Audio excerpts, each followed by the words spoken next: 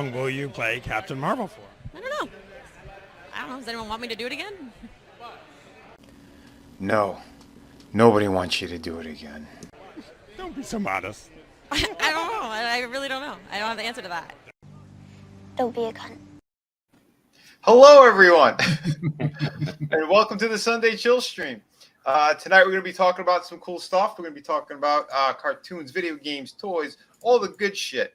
It's not going to be one of those whiny, crying, I hate everything fucking streams that 90% of the streamers do. So, yeah. I'm watching it for you. Damn. Wow. So you don't have to watch it. I'm going to review it. Damn. And on that note, we have the fantastic Tommy is back. His internet finally working. They got it working, and he'll probably have it for another day and a half before the hurricane hits. How you doing, Again, from what I understand, that's going to miss us, and that's going to go right up to Roman Reigns again. So, Roman, thanks, buddy. Thanks for taking a hit for me. But you know what? It's good to be back on here, and it was good to actually have a technician from CenturyLink that gave a shit about what he was doing and actually knew what he was talking about for a change, and I didn't get the normal, traditional, scripted responses. So, shout out to him. I don't know your name, but damn it, you were the best tech that has ever stepped foot in this house and lived. And walked away with all his toes, I might add. It was a beautiful thing. 5 stars, baby. That is brilliant. And by the way, we have already $5 super chat. We know what that means. This is Adega Outlaw. By the way, you do have a link, Adega, if you feel up to it, if you want to come hang out. It's the eyes, Chico. No. So yeah. Oh yes. So get ready, folks. This is, I think, Tommy's favorite bumper ever. Brought to you, good old Hans Coffee. I just wanted to say, I love you guys. Hope you're having a great night. Shirtless Walton is a thing. People have balls. They all have balls. Now that was really gay. Can you say it like a real man? Oh my God! I might get laid tonight. Mirror! I only have 19 seconds left. Oh my God! Oh my God. I mean, that is a horror movie cover. Seriously, he is scarier looking than It the Clown. I mean, would you let your children anywhere near that psychopath? I mean, that is a psychopath right there. I mean, look at him. God. Oh, I mean, it cries out, danger, danger, alert, alert. I am a scumbag. I am filth. I am your enemy. I would literally not be able to finish my dinner if somebody walked over and talked to me that looked like these two guys. That's what it's about. It's the spirit of evil. Oh. I've tried to do joke photos like this to look disingenuous, and I can make any face I want to. I can't pull it off because the eyes, Chico. It's always in the eyes. Oh my gosh. Oh. He wants to run your life. He wants to control every aspect of your life because he knows he is a cowardly, degenerate sack of anti-human trash. That was really gay. I'm sorry, that never gets old. Oh shit. Well, hey, Vinny, did you get that new video I sent you of Walton being Walton and us making fun of him? You sent me a video? Shh, the sheriff. What? Oh, hold on a second. It's a bit. What up, motivation. He says he might get laid if she doesn't taste the roofies. And let me tell you something, manliness and motivation. The Walton brand of roofies are apparently a international thing now. I did a video about it a long time ago on my channel. It's for real. It did happen. Everybody knows about it. It's right up there with his enemas, his trees. God knows what else that man has actually done that we don't know about. Right? This right here.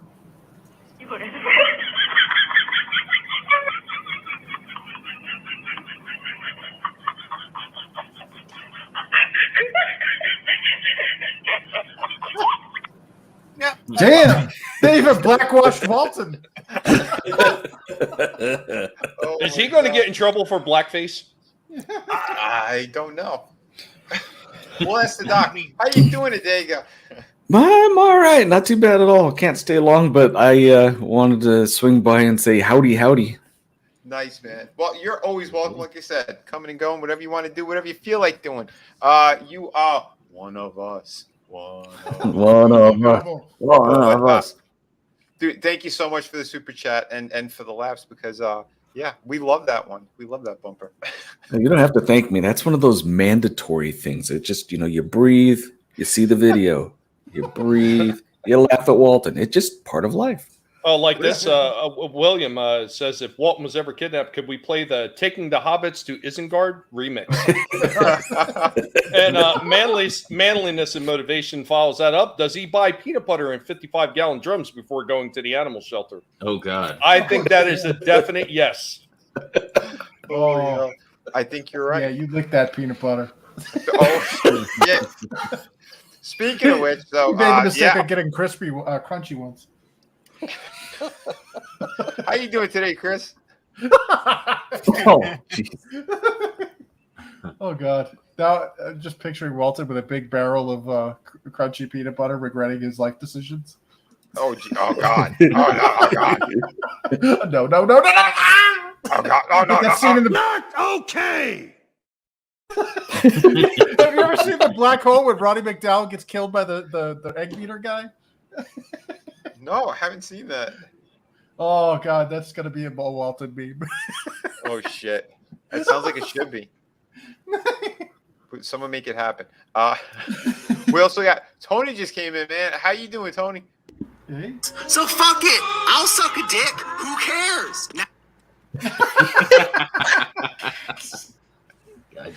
That's about it. What's up, everybody? Happy Sunday. We know who that was just talking. Friggin' frog's gay. Yes. Oh shit! How'd your weekend go, man? Pretty good. Took today off. Rare Sunday off. I'm usually working, so I've been productive. Been working on projects all day. Got a few irons in the fire, and yeah, so it was 6 o'clock, so it was time for the Sunday chill stream. So I made my way over, man. Beautiful, man. Been a couple weeks, so. Yeah, man, yeah. Well, we're always happy to have you. And yeah, tonight we're going to be talking about some cool shit. We're going to be talking about some video games, cartoons, toys, whatever. It's just, it's one of the more positive ones instead of just the fucking poison streams. Good shit. Yeah, because everyone just has those, and it's so boring. It's just it's too much, man. How many more times we got to hear about fucking She-Hulk and Rings of Power that nobody's watching anyway? Yeah, I can't even talk. I can barely talk pop culture anymore. It physically hurts me. Mm-hmm. Like, I just want to talk about fun shit. Yeah. Video games. Hell Cobra yeah, man. Kai. Yes. Is everyone caught up yet on Cobra Kai? By the way? I am. Yes. I had zero internet for the past 2 weeks, so I haven't been able to even view it. So yeah, I only sub to one subscription service at a time, and right now it's House of Dragon. Gotcha, which is fair. Yeah, these services don't deserve, fuck them. I followed the Kraken. That's right. Adam, how you doing today, buddy? Man, I'm doing good. All I know is we only know one person. Won't say any names. Squidward. That we even broke of the She-Hulk. So yeah. It's bad when even he taps out. Yeah. When a man that enjoys punishment, by getting a chair shot to the back of the head and a kick to the nuts by his son, can't even handle She-Hulk after 4 episodes. And you know what? I think with all of us ribbing him too, finally it worked. So that's it. We saved one of ours. You would figure that after all the Batman and stuff that he would have been all stretched out and he could have took that ribbing, but apparently She-Hulk was the line in the sand. Apparently. But hey, speaking of I'm that, doing very good, Vinny. Thanks for having me, brother. Mm-hmm. Oh, always a pleasure, man. I was saying, speaking of that, here's our resident vampire. He's just flying around here. He's just flapping away. Yep, I'm chilling out of my house. 14 right now. as we're on the stream, just chilling. Since we're talking games, I figured, why not play a game while we're talking about games? So That's so Draven. Oh man! Did you show them that? I saw it. Oh, that's so funny. It was fun. Oh, awesome one. No, not yet. I'm going to attempt that tomorrow. I'm going to have a guinea pig collective live. I know Lasso Truth's going to be there. Anybody else wants to stop in is more than welcome. And be throwing the link out to a few different people. Just stop on, have some fun, bullshit, and have some laughs. It's a cool thing, Tommy. I'm glad you got internet, my brother. I was telling the guys, like, my Mondays, I just refuse to do anything in case you had internet. I'm like, no, I'm not going to do a stream in case Tommy has his. So that was the thing, brother. Well, welcome to the 1K club, because you are more than well deserving that. But, Wig. I give all credit where it's due. It was all the pigs. They all did the it. pigs. I know. Hey, man, for me, it's the Wiener Dog Clan. So it wasn't me. It was the dogs they came to see. I don't blame you, folks. It's okay, but we're having fun. We've been, look at this. We're here exposing our animals to poor Vinny. I'm sorry, Vinny, but Frank's not. Well, it's Either all right. Frank. My brother's name is Frank, and we're Sicilian, so we're by nature we're werewolves. So I'm already an animal. I am so thankful that that's where it was going, Vinny, because I thought you were going to say, well, my brother is Frank and he's exposed himself too. And I was about to go, oh, no, don't go there. No. I thought you were going Perlman on us. I was going to tell you, you got to stop doing that character. It's wearing on you. Yeah, no. We stay away from that. The only character I'll keep doing, good old Hans Cock. Because when you turn into a grumpy old man, everyone becomes Harrison. I mean, Hans Cock. So, no. Well, I'll keep doing that. But I've been meaning to do more of those late breaking news, but I haven't had a chance yet. I've been busy with a bunch of stuff and get ready for the stupid storm that's going to be coming. But, we'll be whipped with the tails of that storm, but we shouldn't be getting any direct hits. But again, you never know. So that's what we got to. Oh, do you remember Irma a number of years back? Yeah. That damn thing, that made so many left and right hand turns. When they initially forecast that thing, it was going to hit along the side on the eastern seaboard. It was going to hit around Miami. Then all of a sudden, that thing did a massive left hand turn, came underneath. It was going to hit the Everglades. Then it made another left. Then it made a right. And I know after it made the last like extreme right hand turn, it wound up right over top of where I'm at. It made a left hand turn, went back out to sea, and then went up and hit the Panhandle and hit Pensacola and shit again. Yeah, dude, it was like Tyson trying to get Robin Gibbons again. She was like dodging and weaving. He's like, "Come here, you stupid bitch!" But it is what it is. But no, I heard there was a bunch of people doing like Santeria and shit on the beach in Miami. That's why I didn't hit. So like there was a lot of chickens that lost their lives, but don't worry, it worked. I don't practice Santeria. I ain't got no crystal Let me ball. say hello to the chat. Everyone's been they've been so patiently waiting out there. And first one in was Scotsman. Brother, yeah, you always have the link, so pop in if you're free.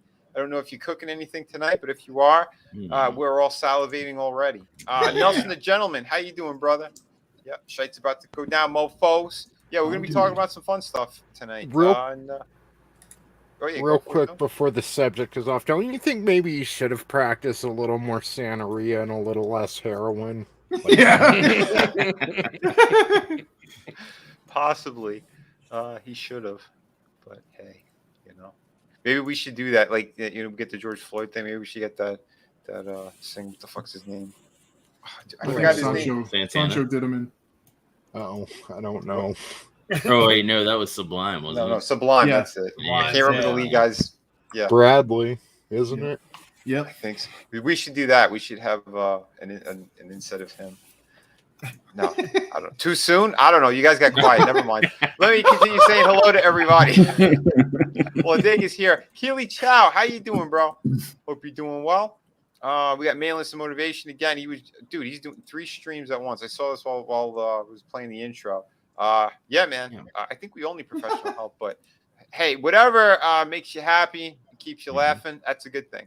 So yeah, hell yeah, bro. William was in here tonight as well. Dude, it's always great seeing you.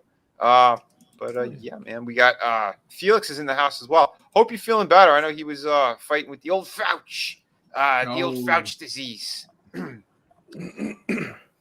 Allegedly. Well, do we get in trouble anymore for saying? I don't even remember. I wouldn't say it, dude. They took me down on my birthday.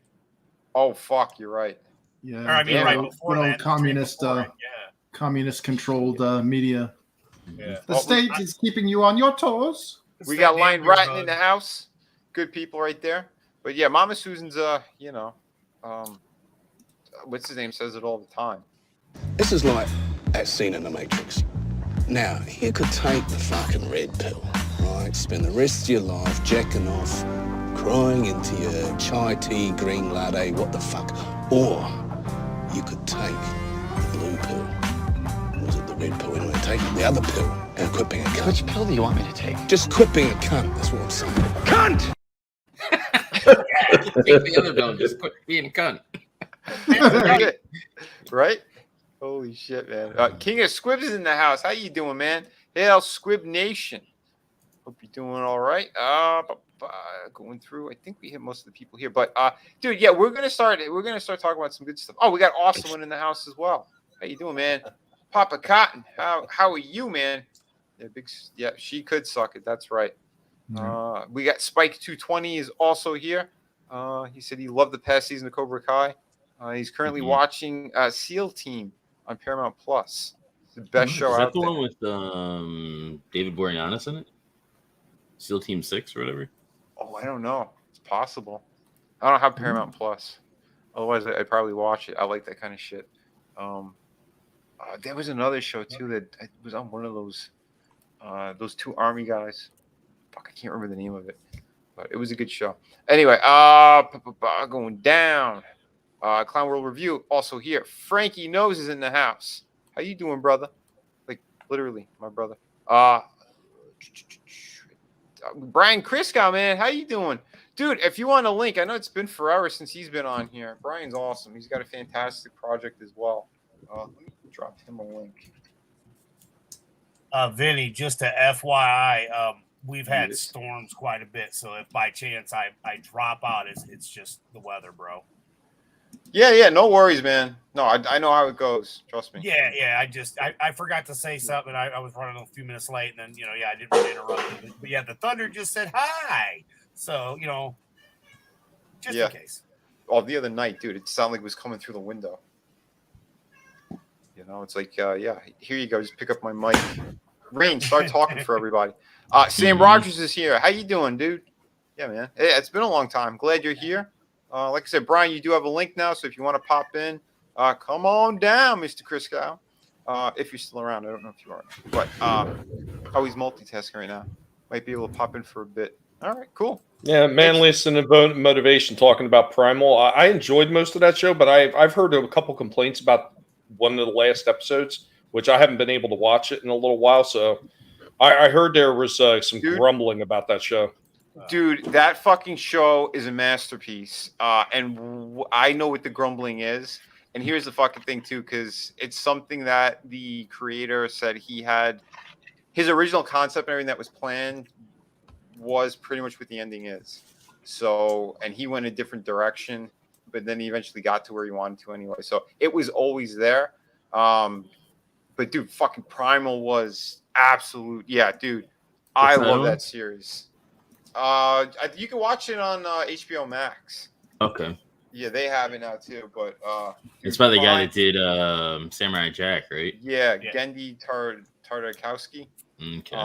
Holy shit! What a great fucking cartoon. Since we're talking about cartoons, let me pull that up. Dude, it's like Frank Frazetta. If they basically made his artwork and shit into a cartoon series. That's basically what it is. It's like Conan as if he was a caveman, essentially. And he's got a pet dinosaur. Well, it's like his fucking partner in here. Dude, this one of the best series out there. And it is brutal in every fucking way, dude. They don't pull any punches on here. Brian, what's up? Wait, you might be muted. I can't hear you, man. quietness. It's weird because like it doesn't say he's muted, so that means it's probably Yeah. Oh, he's not plugged in. Insert here. Oh God! Oh God! I said No- plug no- and play. Is that a be No- easy? nothing yet. You might have to bounce out and bounce back in. Yeah, or go into the settings change your and settings. select. Yeah, go into audio settings, select, and then under mic, the drop down, select your mic because it might default to a different one. You guys with your fancy mics, like my iMac was built with one. There's one choice. The built-in. I'm sorry, But- Chris. I like it simple and easy. Well, my mic is a step away from being the Dollar General mic, so I don't know what you're complaining about. You know, Hey, I'm using a lavalier mic, so I like USB plugs, like USB ports, way too much to ever own an Apple product. I'm sorry. Mhm. Yeah. La la la la la la la la Yeah, la there you are. la la la la La, It's la, got a la. ton of fucking USB. primal, We can hear dude. you. Yeah, no, I mean, Man. I always admit to my jackassery. That's why I showed you that it was the microphone wasn't even plugged in. Holy shit, man! I'm like, I want to like do like a Kang the Conqueror. Like, remember how Kang had like this future version of himself, Ramatut, that was always going back in time to like fuck with him. So he was like literally at war with himself. I kind of want to go back in time and bitch slap myself for not watching Primal sooner. Man. It's like you said, it's like Frank Frazetta, Mhm. but there's also like the look of the series. It's basically gorgeous. Alex Toth in the foreground, all the characters and everything. It's Alex Toth, and then in the background, it's all Mobius. Man, my jaw hit the floor when I saw this thing for the first time. Me and too. It was me, Yuka, and Liam. We broke down the first episode. It was fantastic. Holy shit! Dude, yeah, we hit everything on that. We were hoping to do more, but it's just time didn't allow it. But we at least want to get in there and do like the last one, but we can't do it yet because it's too many spoilers right now. Oh yeah, no, I haven't seen it yet. Oh my god, dude! Everything about this series is gold. I swear. There wasn't one episode I was like, nah, I could do without it. No, every episode was amazing, and there's even one where they it's in a different time. Yeah, Yeah, Victorian it's England. like what was that Charles- like supposed to be like 1600s, 1700s? Well, it's Charles No, Darwin. More like Victorian England. So you're talking about 1800s. like the 1800s. Yeah, it was. Yeah, Primal Theory was the name of that episode, and Amazing. they broke down the savagery of men. Dude, it was great. And the end, the button on the end was fucking perfect. So I like, think so too. dude, Amazing. It's not just a cartoon, man. It's an experience. I It really got is. Scotsman to watch the first episode, and I know it's the subject matter in the first one is something that like it's tough for a few people who like Yeah. especially if you're very family orientated. Yeah, it's very emotional. It is. It's powerful though. The entire series, there's Yeah. no dialogue except for groans, grunts, yells. Yep. And there's like a made up language and stuff too in there. that- Right, but you don't understand it. There are no Right. subtitles because he doesn't understand it. And the story is still told in such a way where you don't need to understand what they're saying to know what they're saying. Right. Dude, it is fucking brilliant. Hey, you know what? Here, I'm going to drop this real quick. NECA, let's get on the ball. Let's make some Primal figures. Seriously. Oh yeah. Dude, Highly think- franchisable characters. Yeah, man, absolutely. I think I would probably want SH Figure Arts to handle something like this because you want the articulation in there because there is so much movement, motion in this series. I think Oh if my NECA does God. it, if NECA does it, it might be more like statuesque type figures. Probably. But Well, I Well, did not a run kid into show, that that's with for the American Werewolf in London one, the one that Lasso had reviewed. I'd finally picked one up, and I noticed that a lot of those joints, even though some of them move, they don't move very well. So you kind of get stuck in the poses, certain poses you can't pull off with him. Like in that first movie, remember, like in his wolf form, he was extremely low to the ground. You can't really pull that off with the NECA figure. I tried; it just would Okay. not sit low enough. Gotcha. Yeah, I mean, articulation's important. Like one of the things I'm still pissed off at Todd McFarlane over were those movie Maniac figures, where they weren't. You couldn't call them figures. They were just pre-painted, pre-assembled, like Aurora monster model kits. And if your cat knocked that shit off the shelf, boom, it would break into like a billion pieces. Yeah, I had those discussions while I was there too. That's how we tried to fix a lot of those issues, because they were like, he was using cheap plastic at one point too. Like if there was something that had like articulation in the arm, it wasn't like a ball joint. It was just like a regular mushroom peg, and that thing would snap off like so easily. Dude, I bought the Snake Plissken begrudgingly, right? I was like, okay, it's a Snake Plissken action figure, even though it's from Escape from LA. I can't say no, right? And I went to like put the gun into his hand, and the hand snapped off. Oh wow! Yep. Ooh, damn. I returned that shit. Yeah. I was mad. Dude, it is infuriating, man. I'll tell you one thing though, it'd probably make you smile is that Snake figure.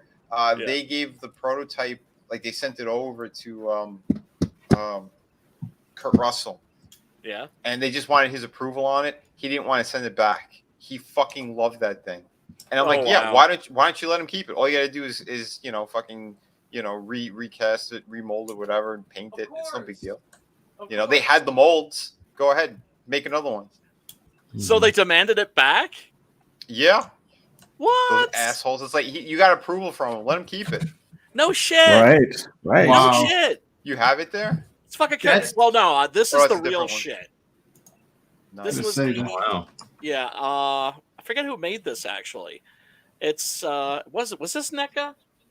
I have the box here. It's possible. They had like the 8.5, 9-inch ones that had like real clothes. Look, it could be them. I grew up in the 70s, so I love me some Mego style figures. Yeah. Right? And the articulation on this is absolutely fantastic. You can put them into all kinds of different poses. Last thing I got was finally Peter Cushing Van Helsing. Nice.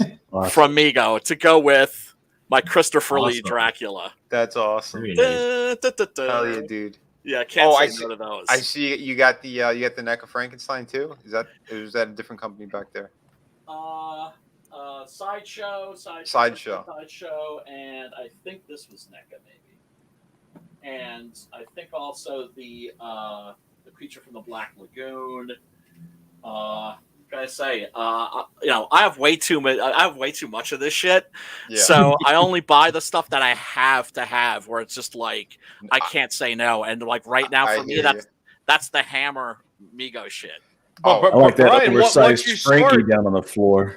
Yeah, but once you start, you have to have all the rest of them. At least that's a problem. Me and Vinny have talked about it numerous times. Once I start down the path of another line, I got to get that one too, and I got to get that one. I started picking up the Gremlins figures because my latest guinea pig is named Stripe.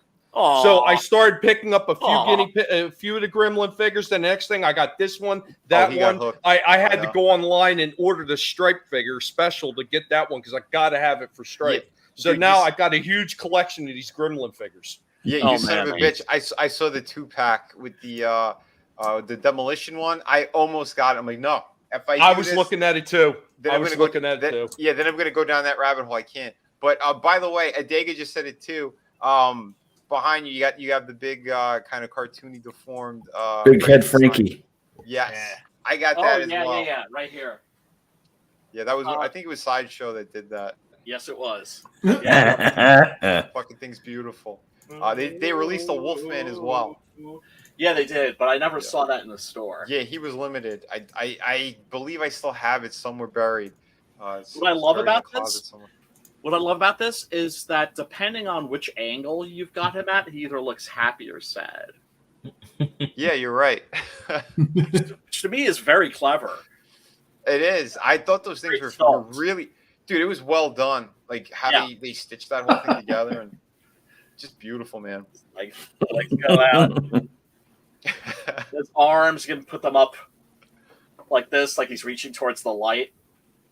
In the first movie, No, this is beautiful. I also have all of the a plush Universal Monsters toys that they had at CVS. God, this must have been like almost 20 years ago. And if you're like me, you know that the only day that's better than October 31st is November 1st, because that means all of the Halloween shit is like 40% off. Brian, well, I think that was more than 20 years ago, if I remember correctly, because that's the one where they had the Hunchback of Notre Dame, they had Dracula. Yeah, I've got all of those. Yeah, I picked up a bunch of those, and I think that was more than 20 years ago, honestly, because I remember I was selling a bunch of extra. I'd got them off somebody. They were like clearing out a whole lot of them, and I had a whole heap ton of them. I was selling at a flea market when I was younger. Yeah. Sweet, man. Damn. Hey, man. Good morning, Liam. What Glad up, to see you, brother. What up? Oh, yeah. What up, dude? Dude, yeah, we're talking toys. We're talking cartoons and shit. We were just starting to cover a little bit of Primal. And, yeah, man, I said it too, Soul Assassin. Like, we had it for a while there. But, yeah, he should definitely be doing a fucking Conan series. Oh, my God, right? Like, dude, that... This was right there.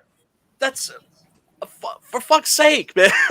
Dude, I was saying it. This whole series is basically that. It's Conan is as if he was a fucking caveman, essentially. Yeah, you know what I would rather. You know what I would rather see him tackle, though, Vinny. I mean, call me crazy. I would rather see him tackle an animated version of Gru the Wanderer. Oh, that would be tight too. That would work. But I would. But after watching this, a Conan series for sure, he would absolutely do it justice. This is funny. People are thinking like this caveman episode that it was supposed to be him, but it wasn't.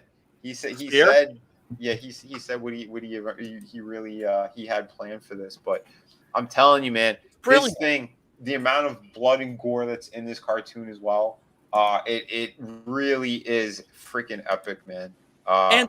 And can I also say the way that the gore is used, right? Because it can be 1 minute, fuck yeah, like when he's like fighting like this like gorilla man, and he rips his arms off, and he just beats him with his fucking severed arms. Yeah, right. When Spear hulks out after drinking that stuff. Yeah. That's awesome, right? So there's lots of fuck yeah, but then also that episode where like that Viking son and father come back to their village, and you see like these mangled bodies, and it's just absolutely horrifying. Oh yeah, it's brilliant. It's brilliant. Yeah, it's the storytelling is epic. It seriously is. It's cinematic. The approach that he has is just brilliant. But speaking of other brilliant people who have great imaginations, we have Liam Gray in the house. How you doing, Liam? Sup? I'm good. Yeah. Hey, no, yeah, Prime was fucking awesome. I just woke up and I thought, hey, fucking stream's on. I'll come and say hi and like, yeah, Primal. Fuck yeah. Like, dude, hell yeah. Series. We're leaving out spoilers on the ending. We're not covering the ending. We're just kind of we're hitting some certain things on it because it is brilliant, and everything that they did too, like how they use lighting in here to set these moods and emotional moments.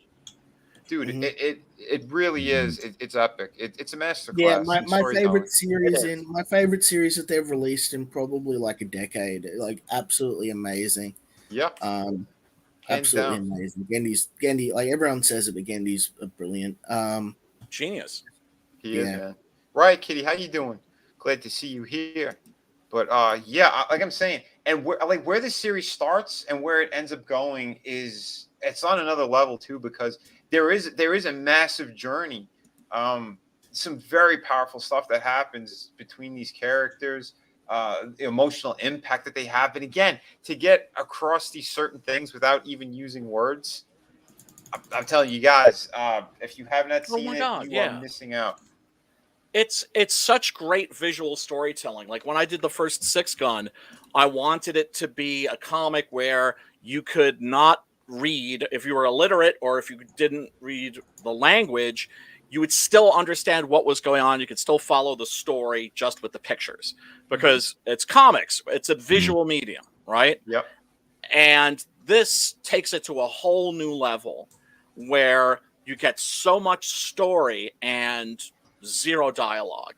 And Spear as a character has such depth because he can be this absolute savage and yet he has this absolutely tender heart.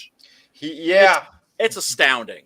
Yeah, you're 100% correct on that. And even like from the first episode, because they have this amazing pacing. So like you see like this shot right here, it's in the opening, and he's waiting for the fish. He's waiting for the fish, and then all of a sudden, out of nowhere, and it, like just lightning fast, boom! This giant alligator comes out of nowhere to freaking snap at him.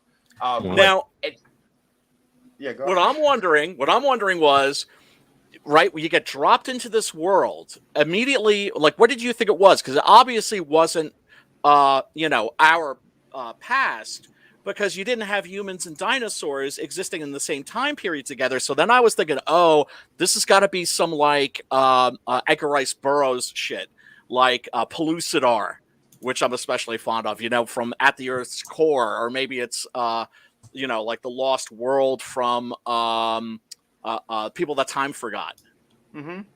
Yeah, Right? something along those lines. That's what I was leaning towards. But like I said, it's like a Frazetta painting come to life, because it was shit like that too. He'd have those epic scenes of like these kind of regular man and monsters and fucking dinosaurs and shit. One of my favorite Frazetta paintings of all time is of a Sagoth coming out of a pool, approaching like this young woman. And if you've read that story and you find out what happens to her, it's horrifying. But yeah, it's just absolutely brilliant visual storytelling. And like you look at a Frazetta painting and you got a story. Yeah. And just again, at the scale of what they do in here, like don't even watch a trailer. Just put on the first episode if you've never seen this before and enjoy it. Because like I said, I had Scotsman watch the first episode, and he was like, his jaw hit the floor. Yeah. Like he was like straight up like, holy shit. Yes. And he goes, some of the things that happened to you, he's like, it's like heart-wrenching shit. He's like, things that really like, he goes, for him, he goes, it personally really bothers me to see certain things, because it's like one of his big fears. But he goes, dude, how they handle that was epic. I said, yeah. And from there, it just keeps getting better, because then it's just like how he is kind of communicating and working with this freaking dinosaur. Like you see the whole gamut they hit. So if you haven't seen it, go jump on it. I highly recommend it. Again, I believe it's on HBO Max as well. So check it out. It's a must. It's an absolute must. It is. I'll have to check it out. Yeah. This, of course, was completely blown away by. The other series that really, really impressed me was Arcane. I had Arcane is great. I need to finish the last 3 episodes. I like the aesthetic. Didn't like the story. It was weird. Yeah, I thought the visuals were amazing, but like, I'm not a fan of the. Visually, it's an odd animation style, because it's like a CGI style, but it looks hand drawn. Yeah, it has like that painterly kind of feel that went on it too. Yeah, they tried that first in Borderlands. Adega's got to roll out Adega. Oh, no problem, man. Tell people about your books, man. Nah, you know what? We do that all the time. I'm just gonna say, have a great stream. We'll catch you guys later. I gotta roll. Peace out, all man. Right. Have a good one. Man. Take care, Doc. Yeah, and his books are in the link anyway. So if you guys haven't, go snatch them up. Beautiful stuff. All on See you later, Amazon. man. Yeah, man. See ya. Much love, Adega. Great dude right there. But hell yeah, man. There are fantastic series out there, but like we grew up on some epic cartoons and shit too. Mm-hmm. Like we had freaking Thundercats. Thundercats. Thunder the Barbarian, Transformers, and I don't care what anybody says. I still enjoyed GoBots, even as goofy as it was. I mean, we had G.I. Joe. We had Silverhawks. I mean, there were so many different series that they were coming out with within the 70s, even in the 70s when it first really started kicking off, into the 80s, and even into the beginning of the 90s. Some of them were really good, and then all of a sudden it hit a brick wall, and then we started getting trash. I mean, you started getting stuff like Fairly Odd Parents, where it's not even the worst thing I've ever seen, but you could definitely see where the attention to creating a really good story started really going into the toilet by that. Hey, but it was better than like the live action Fairly Odd Parents we're getting now. Like I'll take animated Fairly Odd Parents. Oh, I'm sure every last one of them are going to be drag queens too. Oh my god, they're all fairies here. You know it. Well, and in the 90s, we had some fucking epic ones. And Gargoyles was definitely at the top of the list for me, along with Batman the Animated Series, the Superman series. You had the 90s X-Men cartoon, Spider-Man. Oh, yeah. We had some really good ones in there as well. And then, like, you're right, then things started kind of going downhill. But at least we still had some really good shit. And yeah, they put in some awesome stuff in there, like some of the animation that they had in those series. You know, the Batman one. There were I can't remember the name of the studio house that did it, but there were like some major episodes where you could see that the drawings were on another level. It was way fucking better caliber. And I believe that same team did a handful of episodes for Gargoyles as well. So like there's some of them where like they did the Superman show too, I think. Yeah, no, Justice League or Well, it just seemed like they were all getting lazy, and a lot of it started with that Cal art style of freaking drawing. Well, actually, here's the kicker. It started with Flash animations. Flash facilitated vector art at an easier, like you could onion peel or onion skin it. The Newgrounds revolution kicked in at the end of the 90s. And that's, well, basically they saw these videos getting huge amounts of hits, and they're like, well, why are we spending millions of dollars per episode or whatever on our animation? 24 frames per second, screw that, we'll make it 5. And they just took the Flash stuff and started, because it was economics. It had nothing to do with like ideology at that point. The ideology came later. Well, I'm pretty sure most of it have probably seen what back when Disney used to be halfway decent. Did you ever see some of the stuff that they went through with their early animation, like all the freaking still frames that they would use for just a character walking across the screen? It was amazing, all the detail that they put into that stuff. And even though a lot of those things were moving, scrolling backgrounds, but they had so many different inserts for each character that they were filming for that thing. It was just a tremendous amount of work. And now it's there's like no work put into it whatsoever. Well, yeah, they got Toon Boom there, which is like a glorified version of Flash animation. And they just, I mean, we saw it with like The Simpsons. Like The Simpsons designs fluctuated throughout its like almost 30, or what is it, over 30 years now in animation, and you can see why it changed. Like that inconsistency in the shape of the characters suddenly became perfectly consistent, and that's because we went to computer-aided animation, and they just literally used the same assets over and over. And it's an El Cheapo thing. Why are we spending this money? Like old school anime was so prohibitively expensive that no studio, like there's like maybe 2 or 3 anime studios that could pull that stuff off, and those poor anime workers were like, basically slave labor, because they do that in Korea too. But sure do. Yeah, and like once the computer aided animation came into play, sure, they still leverage the slave labor from like Korea or China or whatever to do all the tweening, but like a good portion of that is just designed in America by a bunch of unskilled, untalented artists that got in through nepotism. Sorry. If you look at the character designs, right? Yeah, they're terrible. Right? You look at like you had people in the 70s, for instance, like you had like Alex Toth and then his spiritual successor, Bruce Timm, right? Where they designed these characters so that they could be drawn in as few lines as possible. Yep. A minimalist style. That was awesome. Yeah.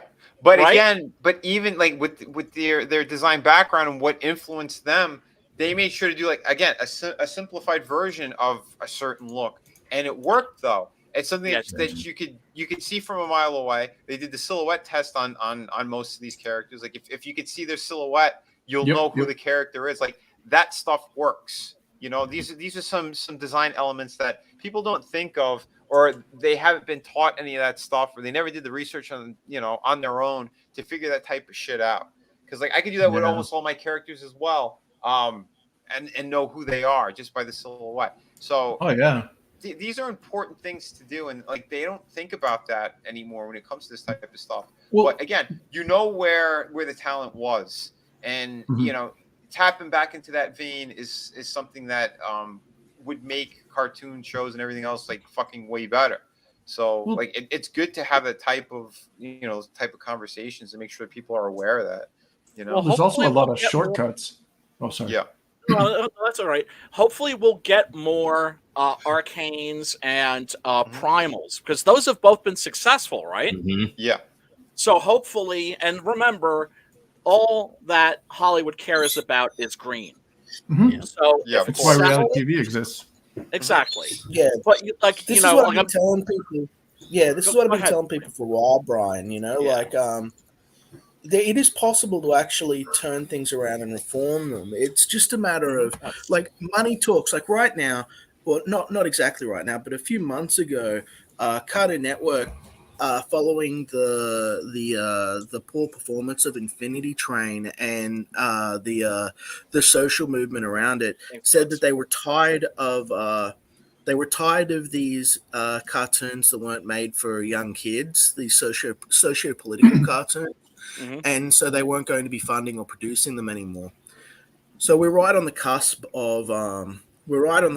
of something else coming. I don't know what it's going to look like because they've been using this sort of socio-political rubber hose animation technique now since in basically all of the major series for a while. But I would love to go in the direction of Primal. I would love to sort of lead back that way. I'd love to put together an animated series myself. It's one of the things that we could potentially do if we had enough money. But and pitch it through to Cartoon Network. But now is sort of the opportunity to do it if you're going to be doing it because like I said, they've just said, no more rubber hose stuff. They canceled Infinity Train. They're not going to be doing any more Adventure Time stuff. They're not going to be doing any more anyway, you were saying like the trash. All of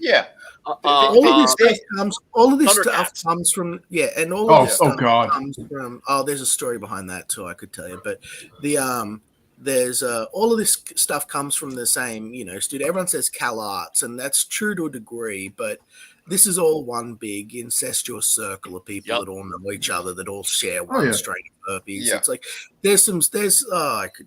I've talked about it before in the past, but these guys are all pretty fucking. They're all pretty tight with one another. A lot of them aren't going anywhere. You know what I mean? Yeah. They're not there to and they're not there to make animation for children. They're there to make animation for themselves. Like not even that. Not even that. They're making animation for Twitter. No, they're not even doing that. You know what it is? They're there to sustain their own lifestyle. Yeah. They like the idea of hanging out with their buddies. There it is. Yeah. Yep. You're 100% accurate. Yeah, man. Because that's what they do. They get comfortable in where they are because of the money that they made on these things, the deals that they have in place. They have these contracts. We'll be fine. Until something really bad happens, and a lot of those people are. We'll just say they're very Ron Gashman-like. Well, they don't give a shit about their product. Like they roll their eyes, they get all huffy when it's like, oh my god, I gotta crunch. I actually have to stay after work and do this. It's like, dude, there are a million people behind you that want this job. And if you're not willing to do this, get the fuck out. Yeah, and a lot of it is because these guys will they will stay back behind work. It's just they're having office affairs, and so there's a lot of. I'm not joking. Like this, I know. I've seen one. Well, I know you're not. But like these guys will. A large part of what they're doing is they're doing their bones so that they can earn their own series. Like let's use Amphibia as an example. So I haven't been keeping up on where everyone's sort of at, but at one point, because I knew a lot of these people, right? So it was like I sort of was keeping track of where everyone was. I sort of watched everyone sort of float over into Gravity Falls, and then I watched them pivot over into Star Butterfly, Star versus the Forces of Evil, and I watched where they drifted around to into the new DuckTales, and I sort of was keeping track of everyone. But a lot of these are really fucking seedy people, like really shitty people. Man. The way that they keep them doing the minimum that they're doing is by promising, all right, when you do enough, you're gonna get your own series. Now they don't sort of cover this with Cartoon Network or any of the execs or anything, right? None of the money men are in on this. But what'll happen is they'll just sort of unify as a sort of internal little support network, and they'll sort of push the next little person forward and then they'll basically get that person a gig, And then they will take the people that aren't like they keep each other employed. Like they're all the jobs, like, and you can't blame them. They're all friends in a way, and they're all engaged. It's cronies. Yeah, they're all engaged in like like pretty illicit sexual relationships with each other, but which again, true story. I'm not. I've done it in the past. I've done stream before, but like you can follow the. Anyway, I'm sorry. No, it's all good, man. I don't want to get. It's a whole other thing. It's a whole other thing. It's really, really disgusting. No, it is. And again, but basically, these people have a system set up where they were basically making sure that the only people that could pitch to the money men, the only people that could get work in the industry were people that had made the bones, right? That's their terms, that had made their bones. And it's like, I understand that there's like, you've got to prove that you're worthwhile, but making your bones should not involve like literally, will you suck this person's dick? Are you going to have a lesbianic affair with your employers? Like to get to get the opportunity to talk to the right people, like and but it's good because again, Cartoon Network cottoned onto it. They found out a little whistleblower might have gone and dobbed on some people, and all of a sudden the big wigs found out what's going on, and now Infinity Train's cancelled. And someone might have corrected the course on that, and now who knows what we're going to see with the new wave of animation. But I want to see stuff like what Gendy's doing. I want to see animators and small animation studios that have vision making stuff, because I want to see a whole new generation entertained with lasting stuff, not just vapid garbage, right? Yep.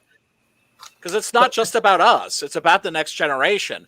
I'm looking at everything's about. That's what it's all about. Yes. But the thing that I'm not sure about, the thing that I've been personally, like the little demon that I've been struggling with for the last year and a half or so, is: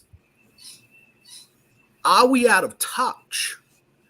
And I don't say that as an attack, and I don't say that to be a dickhead. I raise this as a serious question. Like, we love Primal. We love all this stuff. It's awesome. Yeah. Are we the biggest? Are we the big demographic?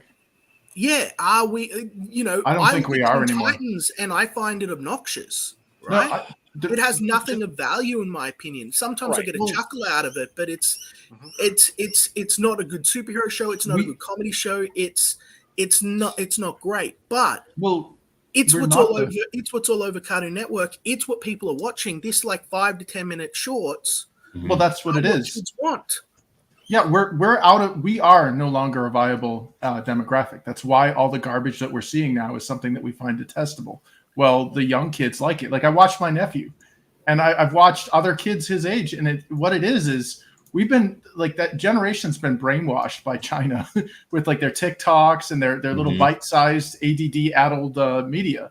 Right. They don't watch movies. They don't sit down and watch Star Wars. They don't sit down they don't watch a full series. They don't binge watch a series. You know what they do? They watch other people play video games, and they watch other little 5-second bite-sized little ADD nuggets of dopamine, and that's it. Well, you know what? Here's another thing in that, Chris.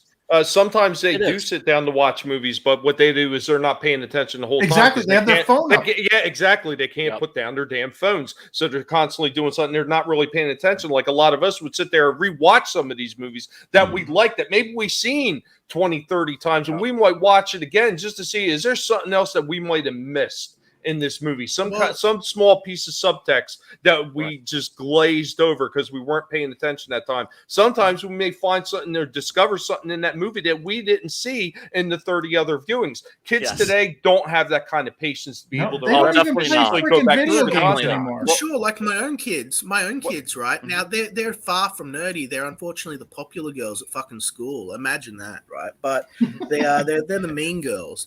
But they don't watch anything. They'll just sit there and stare at their phones, or they'll look at something for like 2 seconds watch makeup tutorials on YouTube. Like they don't have any fandoms. They don't have anything that they like. Their fandoms are brands. Like it's Adidas or Adidas. Yeah. And Well, it's, here's the thing. Here's the thing with all that stuff, right?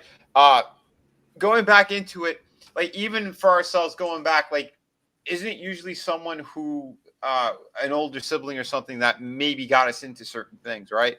So I've seen that even recently too, in a modern world, go figure, where they someone is into that kind of nerdy stuff, and they pass it on to a brother or a sister who's younger, and they have them watching some of that stuff too, and that's how it grows. That's how it continues to thrive in a good way.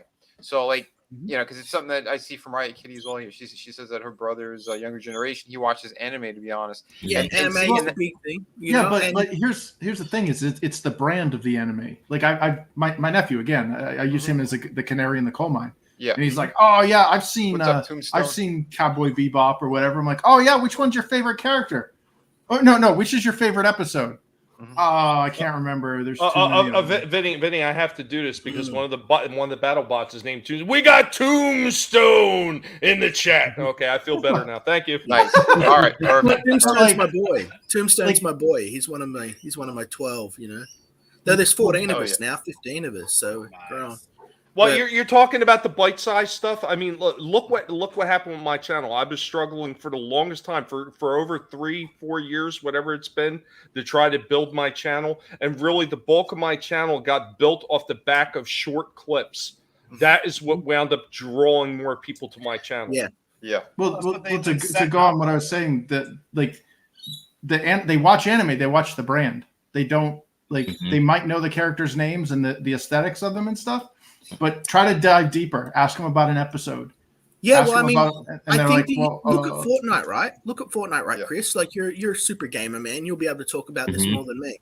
But like my little brother, he's our generation, you know. But like he was playing Fortnite. I think it was Fortnite, and I was watching it, and the gameplay involves like death matches that go for about 45 seconds, that like you just who can kill each other the most within the period of the whole match, like run out, throw down a barrier, run around behind the barrier, shoot the other person to death, come out of another thing, like, and it's just everyone's dying constantly and respawning and just running back to the fighting point over and over and over again. They just who can kill each other the most the fastest. And I was like, this is like what's hugely popular now.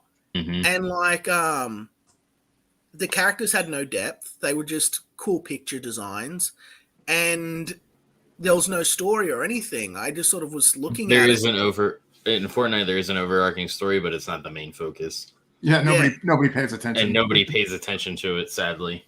Because you can't in a multiplayer game. Like, cutscenes are the death of a multiplayer game. If you've ever tried to play co-op, and like all of a sudden a cutscene plays, and you're like, son of a bitch, hit the skip, we're waiting for you.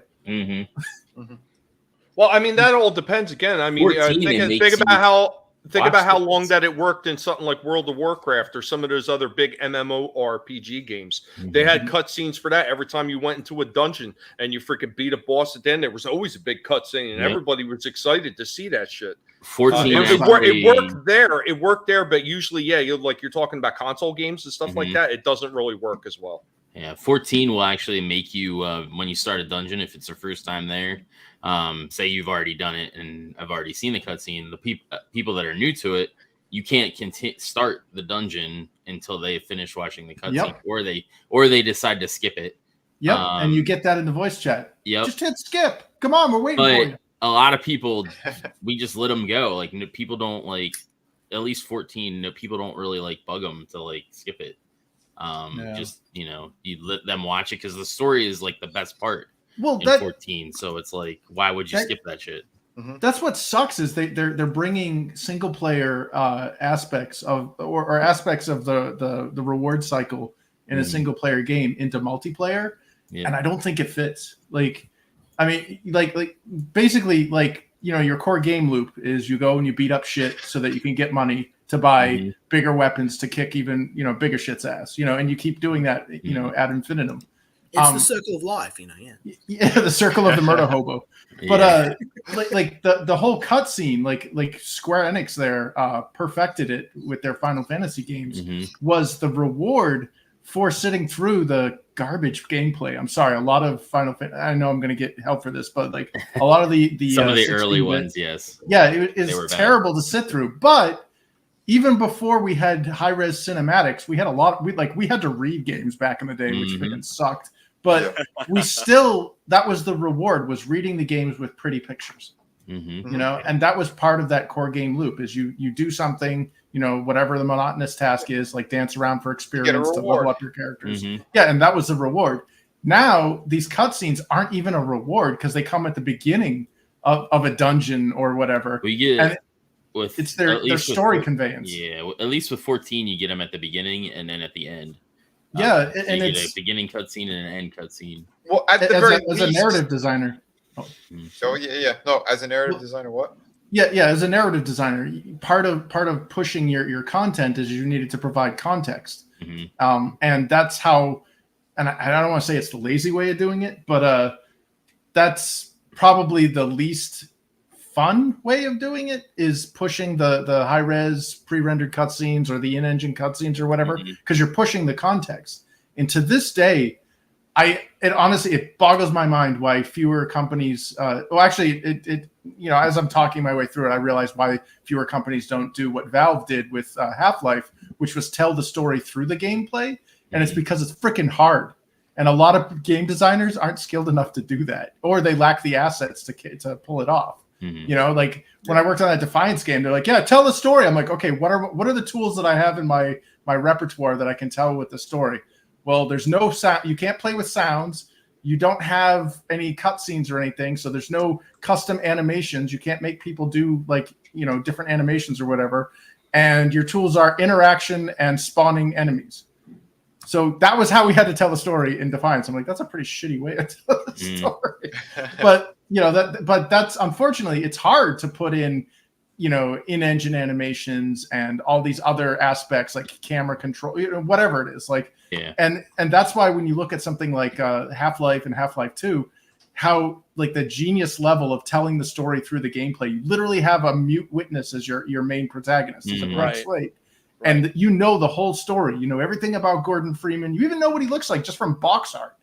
You know, and like you get this full story out of it without a character even speaking once, and without being disrupted from the gameplay. Because a lot of times when they disrupt the gameplay, you get that whole Ludo narrative dissonance where the story that's being told doesn't match with the gameplay that you're being given. So you're like, wait, this doesn't make any sense. Like, the world is about to end. Collect these beans, you know? Like, wait, what? Or match these gems. Like, so yeah, but don't go dissing the beans, man. The beans are the best part. Yeah, I like flicking them. Fuck beans.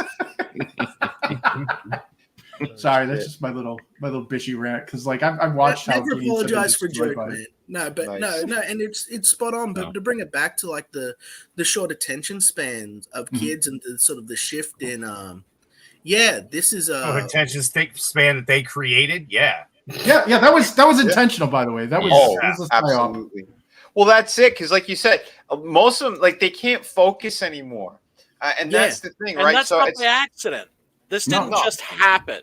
Right. Do you know what I'm saying? This didn't happen organically. This has all happened on purpose. Why do you think China has the laws? Why do you think China has laws against all this shit? This is intentional. Can you elaborate on that a little bit, please? Well, video games, they're limited to what they can actually play for duration of video games. Like if you're under 18, you actually have like a time limit at the cafes. There's certain social media, like they don't have an equivalent of TikTok in China. Right. And that's kind of weird that China made TikTok. You know, it's kind of like how Zuck the cuck there won't let his kids on social media. Yeah. You know, and it's not like we're not doing the same thing to other countries too, but I also think it's our culture doing it to us, to itself. Right. Mm-hmm. Yeah. You know, Steve Jobs is the same deal. He didn't want his kids touching the fucking phones because he knows what it was, what they were designing it for, and it was for that.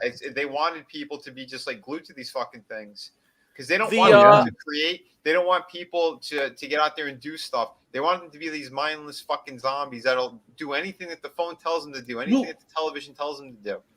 Well, here's a scary experiment. Put down your phone for 1 day, just 1 day. Watch how many times you go to reach for it. How many times you start thinking about it. That's intentional. Like cigarettes. Yeah, it's not. Well, there is a difference between an addiction and a compulsion. So an addiction is a chemical dependence that the body is creating. Chris, can when you talk, can you keep it down a little bit? I'm trying to scroll for something on my phone. Thank you. but we're not the ones that are doing that, right? Like we live without the internet. We walk down the road to use the payphone, yo. So yeah, like, but I as have to adults, explain that to people. I have no problem staying away from all the time. As adults, we're like, as somebody that has grown up without all this bullshit, as an adult, I still see all of these compulsion hooks being in my life. I'm like, wait a minute, like I don't have an addictive personality, so if I find myself starting to get addicted to something like soft drinks or whatever, and I'm getting a headache because I didn't have a Coke or whatever, I'm done. Like that to me is a thing that says you should never be doing this. Like the DTs, the difference between an addictive person and a non-addictive person is when the DTs hit, the non-addictive person says, fuck this, I'm out. Where the addictive person says, I got to keep doing this to make those DTs go away. Yeah. Right. Stop picking on me and Tommy for the toys. Mainly for motivation. He says, yeah, he won't let his kids on Facebook because it wasn't made for lizard people. Well, I remember hearing that the head of whatever food company it is that makes Lunchables for kids said that they would never let their kids eat Lunchables. Yeah, because it's freaking poison. Exactly. And this is what, there's a different type of poison. What they're giving these kids is mental and spiritual and physical poison all at once. Yeah, triple threat. And it's, just looking at that image from the Rankin Bass animation from Thundercats, and you put that next to like the Cal Arts. Yeah, but to be fair, that intro that we're looking at is one of the cool bait and switch techniques that the 80s cartoons did for us. Like, that intro animation for certain scenes and sequences could be seeing them over and over. I know. Yeah, but even that main cartoon, but even the main cartoon, it wasn't far off from it. The designs were the same. Right, but they upped the level for those specific animation sequences because it takes so long to do. But and because of that, that is arguably the greatest animated intro ever produced, even to this day. Like I know of basically nothing Silverhawks better than it. Silverhawks is good, but I don't think it's better animation than crew. Yeah, and the people that worked on that, just so you know, went on to become some of the biggest names in Japanese animation. That did that Thundercats intro. They were huge names. Rankin Bass had a relationship with Japan going all the way back to King Kong Escapes. They produced that. That was actually a British-Japanese co-production. And they immediately saw that that there was something special about Japanese animation, and now when it comes to animation and manga and everything else, they're drinking our milkshake. Yeah. Right, Kitty Shoes. Yeah, we're all on social media, so that's the thing too, right? Because a lot of us we're using social media for our projects and stuff too, and to connect with people in that way. So. There are benefits, and there are minuses too for all this shit. There are pros and cons. There always are. But it's the thing is, like you said, it's the endorphins. There are people who get off like they have to have a certain number of likes. There are people who get very fanatical about it, and it's insane. Why don't you like me? Yeah, and that is the problem, right? Death Stranding is kind of like the whole premise that Death Stranding is like the world collapsed because everybody is looking for endorphins and stuff to like. For the likes and all that stuff. Right. But see, that's the thing though too. It's social media was not designed to make us happy. It was designed for other purposes, and it was about control. It was about getting people to do this certain stuff. Why do you think Twitter it's used by the left so hard and so violently that they want to have these these little wars over nothing. It Oh, keeps yeah. an argument going, because that's the sick part of all that stuff, and that's why they were shitting a brick when Elon was gonna buy it. Yeah, like, oh no, that he's gonna change everything, and we can't have that. It's the same thing that happened like with that other piece of shit website, Kiwi Farms. It's made for just low-life scumbags who just want to hurt others. And what happened? That eventually gets shit canned because it's stuff like that. That's the problem with a lot of certain social media things. They foster that behavior. Yeah, it does. And this is why I've always kept them, like, I can honestly say, like, there are days where I, like, maybe pick up my phone up once. I've always kept this thing and social media at arm's length, right? Because I just immediately was like, okay, I know this is bad shit. Don't, like, get sucked into it. So, you know, I use Facebook. I use the Twitter. There are things that tools that I use for building my brand. Yeah. And that's it. And maybe, like, Facebook is good for, like, reconnecting with old friends. And that's it. Basically, because like with the Twitter shit too, like I don't bother with any of the stuff on there. Like I'll put a post, I'll do retweets of other people's projects and stuff. Yeah. I'm not really getting into arguments or conversations with people. And the ones who have tried, they're literally just trolls that just want to fight with you. I'm like, I'm not wasting my time on that nonsense. I got projects to do. I got streams to do. I got a number of different shit that it's always on my plate. I freaking work. I work until I'm ready to pass out. You know. Well, yeah, no, I mean, we bust our asses, but what I found really interesting was when I was, like, the target of my very first Twitter hate mob. That was for that Superman thing that I did, right? Where you worked, Superman basically gets raped with a piece of rebar. Yeah. Right? I swapped out all of the dialogue and the captions and wrote something that was meant to be silly. But it actually, as I was writing it, I found myself getting emotional. And it raised the eye. It got me my very first ever Twitter hate mob. And I remember I was engaging with these motherfuckers for maybe 30 minutes. And then I noticed, like, a sick feeling in the pit of my stomach. Ooh. And I was like, oh, yeah, you know what? Block, block, block.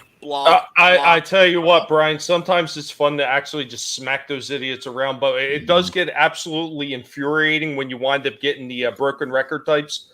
I had one of them last week. It was the same exact thing over and over and over. Then, the script was written and they couldn't deviate from that script at all. And they just became so boring at that point that I was no longer having fun trolling them back. I just don't like fighting. I don't like Discord as a kid. And as an adult, it always gives me a tummy ache. And I wanted to stop.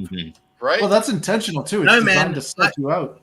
Yeah, I know exactly what you're talking about, Brian. I fucking hate it, and I feel like there's a point, like, and this is where I get, you know, this is my primal coming through, but like, I feel like there's a point where the human animal is meant to devolve into hitting one another. Like, there's a point where the only solution forward is to sort it out with your hands. Like, there's a point that talking breaks down, and endless, ceaseless argument is just it's unhealthy. And if you can't just be like, all right, let's just go into the parking lot and sort this out like men, like, let's just get it out of our systems. If that's not on the table, then, like, it's just unhealthy. It just leads to all sorts of grief. Hold on. I'm going to stop you right there, brother. And that's the fucking thing with most of these nut jobs anyway. There is no conversation. And that's the one thing I think, my friend, you need to learn. There is no conversation. It's people who just want to hit your buttons. And sometimes you can't separate that. You think there's always a conversation to be had. There isn't. There isn't. It's There's like some war people, games, right? Hold Remember on, the end of war games? The only way to win the game is to not play. It's to not play, and that's it, right? It's that line too. Alfred said, "Some men just want to watch the world burn." Yes. There is no rhyme or reason. There are just people that are like that. So that's yes. I love it. Yeah, I'm with you, Tommy. I like the band stuff. We do have another guest, and at Parrot Head, he says Vinny is the hardest working man on YouTube. No, I think ETEP is. I'm one of the hardest working men in comics. And Word up. Etep, brother, how you doing today? I'm good, man. Good to be here. Sorry I'm running late. I just finished watching Heels and spending the day with the family. And nice, man. That show elicited a lot of emotions from me. Yes. And you guys are talking about fighting and stuff like that. Yeah. Heels is a show about professional wrestling, independent professional wrestling, something I was a part of for a decade. And wrestling is something I've dedicated pretty much my entire life to. It was hard to watch at times. It really was. Being as I, walked away from the sport 5 years ago, had a chance to come back and realize that it would be opening up the worst chapter of my life, and I'm not willing to do that again. At the risk of losing, CM Punk in the show, bro. Like that's what I would have seen coming to you, and I love you. You know that. I mean, no disrespect, but you know it as well as I do.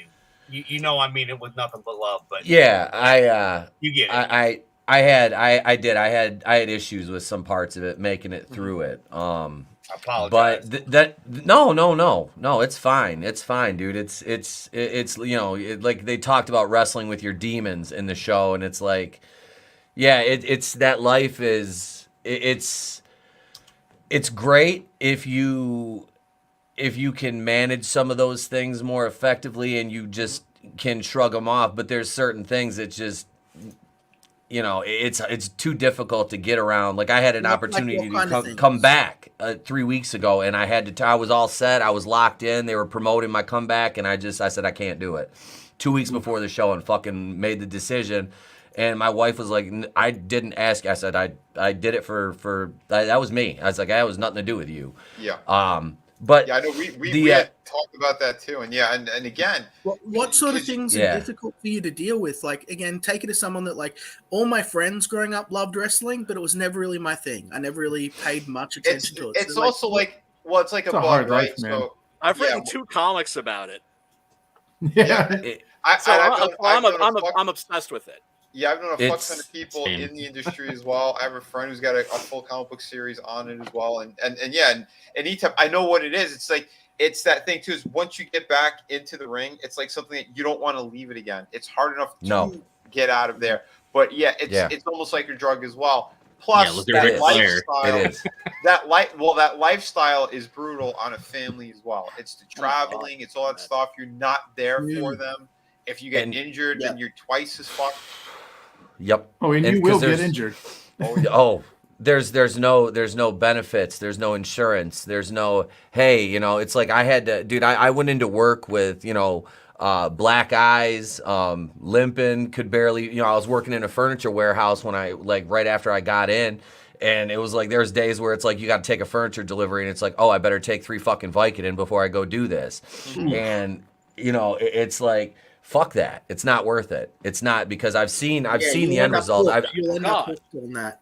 You end up the body. A broken shell of a person, physically and emotionally, and you've got nobody but yourself at the end of it anyway. Yeah. But it's like that takes so many years off the back end. It does. Yeah. And even at the independent level, and it's like, I was only in the ring full time for a couple of years at the end. As I wrestled spot matches my entire career, did announcing, color commentary, was a manager. And it's like, hey, you go to a certain promotion, like, we know you're athletic, you can work through a match if we put you with somebody, and it's like, all right, and so I'd do that. But yeah, it was, I wrestled in front of 10 people. I've wrestled in front of fucking 400 people. I never got to, be in the big fucking shows, but I mean, it was. It was fun, but like for me, Heels what took me out of it was, and I don't want to give too much away because me and Vinny are going to review this, but I will say Jack, Stephen Amell, his wife, and some of the parts with them, it was just like I was like I wanted more of the wrestling aspect, and trust me, nobody realizes more than I do how the family part comes into it, but I really liked everything they did in the ring and why it was really good. But there's, like I said, there's a couple major, real big fucking huge issues I had. You're gonna have to wait for the review for, but I'll stop rambling. Yeah, I am looking because there's a few things that stood out to me. I'm like, oh, I know what he's gonna say here. Oh, dude, I was. There was a couple times where even my wife was like looking, going like, "What the?" I'm like, and when she hates wrestling, she fucking, and we're sitting there, and she fucking hates it, and she sat there and watched the show with me today, and we were like, and she was like, I'm like, yeah, I know. She'd ask you what I was like that, and I'm like I said, I don't want to give anything away, but yeah, even she was like looking like, no, your anger is justified. Did she enjoy it? Because I mean, there was the acting was fantastic, and the story was pretty solid for what they had. And they didn't overplay the cameos to me, and that was what's most important. CM Punk played a minor role. He was great in the spots they utilized him in. Same thing with Mick Foley. I was like, oh shit, it's Mick, and and having met Mick and got to sit down and talk to him one time. The guy he's fucking, I like him. He's a cool guy. I was never like the biggest fan. I respect everything that the man did to get where he is. And one thing he said to me that will always stick out, and I asked him, I said, compare, I said, can you please, I said, compare for me TNA to WWE. I said, I realize WWE is, a million times bigger, but I was like, pure enjoyment factor, he goes, oh, TNA. He's like, I got to do whatever I wanted. He goes, nobody was telling me this is what I got. This is what you have to do. God damn it, manliness. I know. Stevie's voice. When they first released the roofies. Yeah, she likes the young He totally derailed that. I had to say, just to wrap it up real quick, he said Vince McMahon's a psychopath. He said Vince is a psycho. Yeah, man. He's like, he can take you anywhere you want to go in the world, but the dude is just a nutcase. Oh yeah. But I'll stop. Why is that? Like, what is it about Vince? Again, I know that I'm a little naive outside of here. No. Yeah. What is it that's about Vince that is He's a nutty? sociopath. People don't matter to him. He literally jeopardized the lives of multiple wrestlers. Like there are people who've died in the ring because of him. Yes, they're chess pieces. Mm-hmm. Exactly. I mean, he should be rotting in prison. Yeah, and he would have had Hulk Hogan fucking was honest and said it. Yup. Yes. Yup. But Hulk wouldn't, because he didn't want to sacrifice his fucking career, because he knew that would have that. Yep. And his livelihood would have been fucking shot. And the thing is, Hulk probably could have recovered from that, because we're talking the early 90s, and he didn't even hit his second coming yet at that point with the NWO. So, that aside, he still would have had that career renaissance, as it were. Absolutely. I think. Absolutely. It was fear on his part of losing, because Hulk's another one. He's a narcissist. The dude, but to be fair, if you're in the wrestling business, to some degree you are a narcissist, and I can admit that. You do. It gets you. It fucking gets you, because you get to that point. Like, I mean, even in the indies, like I was, we were on TV in 15, 20 states at one point on cable access. You're doing TV tapings, and they strap you up, give you a belt, and it's hard to come down from that and go back to your regular life and not carry that fucking nobody's looking at me. Gimmick. That doesn't make you a narcissist, though. That doesn't make you a narcissist. What makes you a narcissist is when you just, completely make it all about you, and you believe all the smoke that's being blown up your ass, and you never come down. Yeah. Right? And that's why I walked away. That's just human. Like what you were describing there, that's just human. It's that you get that endorphin, the endorphin rush from it. It's the constant, you're physically, like I was on top of my game. I got, we had it. I didn't make it, but we had an opportunity at one point to go wrestle a fucking trios in Great Britain.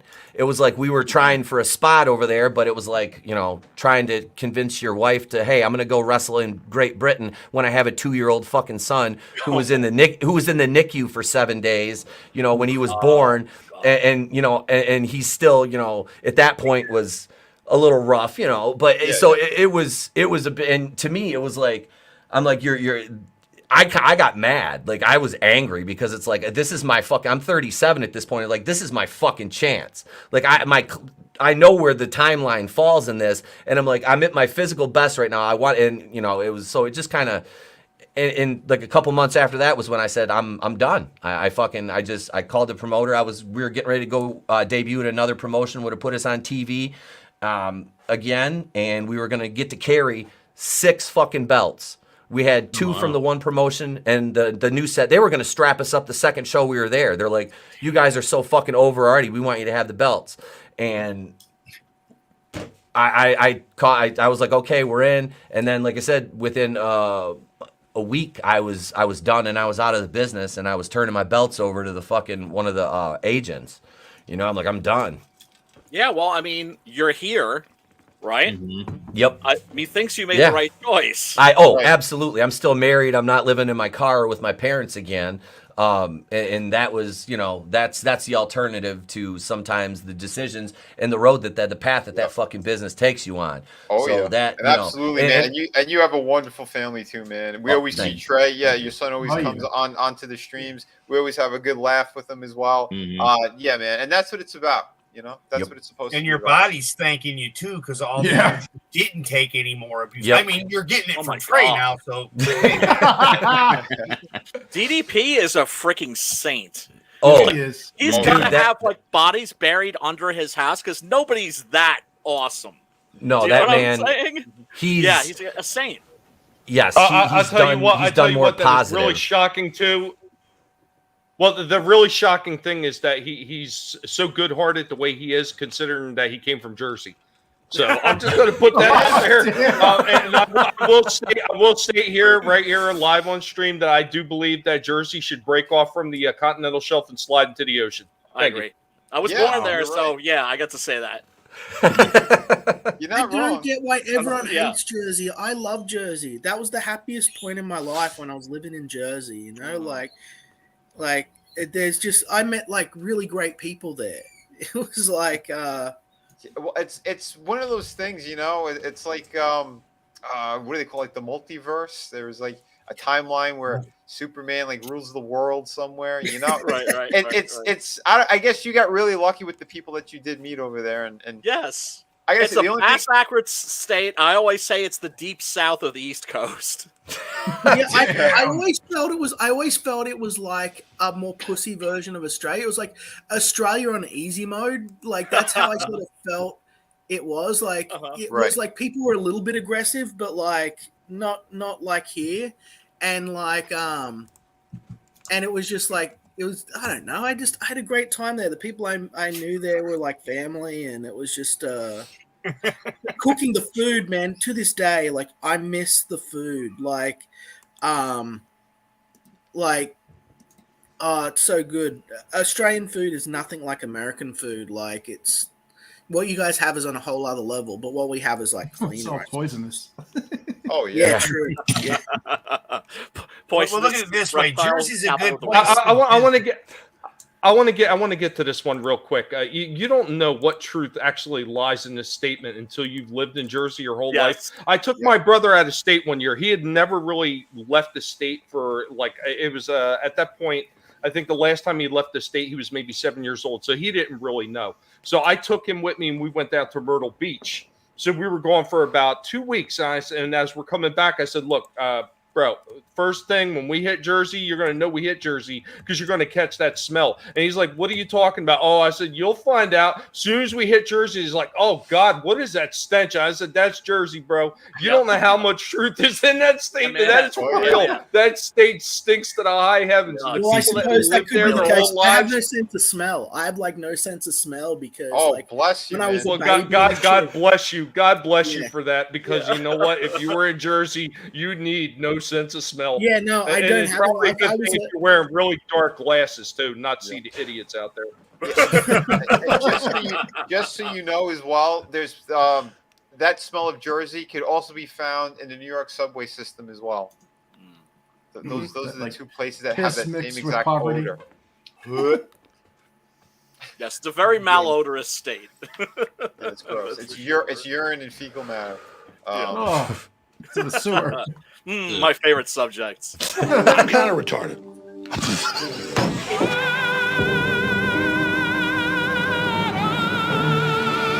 That man's a threat to this country. That's great. We needed the random Jones. Did any of you all see the Monsters movie yet? Nope. No, but I did see it had been like it was a thing. I went, Terrible. oh wow, I had not That's heard it. the Rob Zombie monster. It looks bad. I saw a piece of the trailer and I was like, no, I'm good. Well, you know what? I saw the trailer and I couldn't finish it. Oh damn! Yeah, The trailer. Like for real, I turned off the trailer. Brian, This if is you like a notice, review. if Little you button notice, on I the back said of the box. I only saw part of the trailer. Yeah. And so, but then it kind of took me full circle, and now I kind of now I'm like, okay, is this going to be like The Room kind of awful? Is this going to be like fun bad, or is this just going to be just painful? And so I'm like dying to find out. Is it out or It's not on out? streaming though. Some isn't people it? have seen it. Some people have seen it. It's out there. There have been. Is it reviews. Peacock? Is that what either it's on? Is it Peacock on- or Paramount Plus? One of those. It was supposed to be can't on remember. Netflix, Oh, and then I maybe think it's I got Netflix. demoted. Got demoted. The trailer's so bad that they're like, yeah, we don't want. You can this. only find it in an orange box. It's next to the red box. It's 50 cents. They're selling it. They're it comes they're out selling it in a 27th. 2-pack with what was it? The 27th? Yep. Okay. I was gonna say they're selling it in a 2-pack with the Lords of Salem. Oh God. Well, do you, Yeah, exactly, Rob Zombie- exactly. You get to see Rob Zombie's wife's tits in the Monsters remake. Because I haven't wanted to see her tits in 20 years. Dude, he You're puts not her in wrong. every movie. He puts her in every movie. Why? Because he knows deep in his heart that the day he can't put her in a movie, she's dropping his ass. Yep. Oh, of course. Yep. See ya. Dude, Well, she's it's always a question. Well, it's always a question. What is he going to put her in, or how many people are going to put in her? So, Robbie has to keep. Hey-o. It's true. It's true. Well, it's like she was in that, like, and I say I like Rob Zombie's music. I've been a fan since White Zombie. I've seen him in concert 3 times. Like I do. The guy's stage show is fucking amazing. Like I saw him at Riff Fest with like Five Finger Death Punch, Hailstorm, Greta Van Fleet, Fozzy, who else? The other band from Michigan. They're from Grand Rapids. Pop Evil. There was like 8 or 9 bands there. It was funny because they didn't even know if Five Finger Death Punch was going to show up because Ivan Moody was fresh out of rehab like 3 days before the show. But you can call Five Finger Death Punch the most expensive cover band of all time, but like their live show they fucking rock. They're fun to watch. Hailstorm is amazing, but Rob's and Lizzie Hale is great. Oh, I talked to her. I talked to her a couple. She's of awesome. Times. Yeah. One night I talked to her for like fucking 2 hours. Hailstorm's from near me, and I'm not a fan. Maybe it's because they played the shit out of know them what? like here. So yeah. Well, you know what? It's similar to what ETEP. I seen it on like a bigger stage venue, and I'd seen it was Zombie. I forget all the other bands, but I know Manson was there too, and it was all at Ozfest. It was nice. an amazing show, and they got demoted during that stage performance because they put freaking Zach Wilde's Black Label Society above them as the band right under Ozzy. And both Manson and Zombie were both pissed because both of them thought that either one of them should have been in the second spot. Even getting demoted, both of those guys put on stage performances that blew not every other band away that was on there, but blew Ozzy and of course Black Label Society because I think they're trash. But blew them out of the water with both of them. Dude, Zach played with Ozzy for fucking ever. Yeah, like dude, I know. I was gonna say I fucking love them. His solo stuff, I hate his solo stuff. I'm a fan. I like BLS, but hey, everybody to each their own. That's the thing, man. Exactly. To each their own. I'm fine with that. No, I don't take that shit personal. It's like it's like me saying I listen to everything from fucking like opera to fucking rap to fucking some country. Like I like old ass like country like real Hank country, and Merle. not pop country. I don't want my country singer to look like he would punch a girl out over the last pair of skinny jeans at Abercrombie and Fitch. That ain't fucking country. I grew up in the fucking with a cornfield across the road from my house, and wake up every morning and smell cow manure. That's how I fucking grew up. I know country. I grew up, like I said, I still live fucking 15 minutes from where I grew up. And these new country singers, I'm like, miss me with that shit. Like, exactly. No, It's not country. It's pop with a twang. Yeah, dude, White Mhm. Zombie was a Bela Lugosi movie, which is actually really good. So yeah, Rob Zombie. That's his whole thing. Is he was obsessed with like the old horror movies and shit. Yeah, that's the thing with Rob Zombie is that he's like Quentin Tarantino in the sense that like I'm into the exact same shit that they're into, but I hate their guts. Right? We're into the exact same shit, but yeah, no. I remember I saw White Zombie open for Danzig, I think, on the huge tour, right? And I thought they were okay. They were all right. You'd see Rob Zombie and the rest of that band like around at like the bars and the clubs and shit like that. I never knew him personally, but he had a reputation for being like a big a-hole. And then I had that verified when I heard that he was pissed off because there were kids outside like his apartment building, I think, that were using a skate park. There was a skate park down there, right? And he was just like, just like, I think like calling the cops or something like that because kids were using the skate park. This was Danzig? No. This is Rob Zombie. Danzig Danzig was the incident with the bricks. If you've never heard that story, look up Glenn Danzig bricks, and you'll laugh your ass off. Danzig is just Comics Division. Every time I see Comics Division, I think of Danzig. Well, Danzig became He looks like Danzig. Well, the thing about Danzig is that I remember, I was into the Misfits. I was into Sam Hain, aka Samhain, right?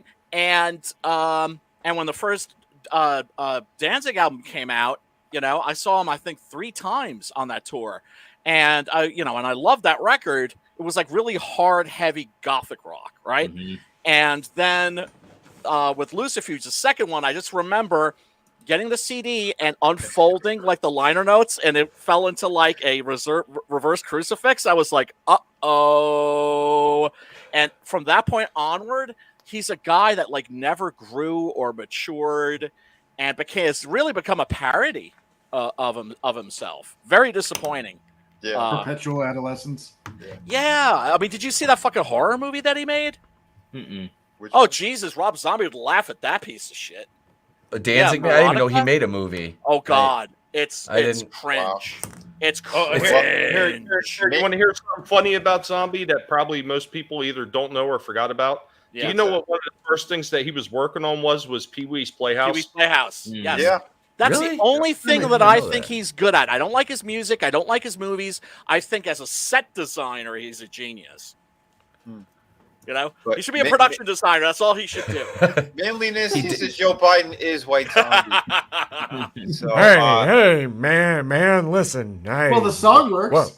What's my line? That's true. Oh, I got your line Listen, right here. Hold on. Tucker always covers it perfectly. The fact that her father took showers with her in a way that was, quote, not appropriate. Ask yourself, is there any explanation for that behavior that is justifiable? And there's not. It's sick and it's horrifying.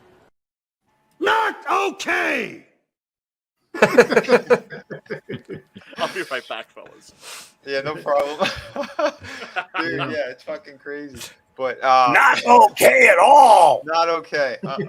But we need another palate cleanser for a second. If you guys didn't see this, it's a short I made the other day, but I had it up on Twitter and people loved it.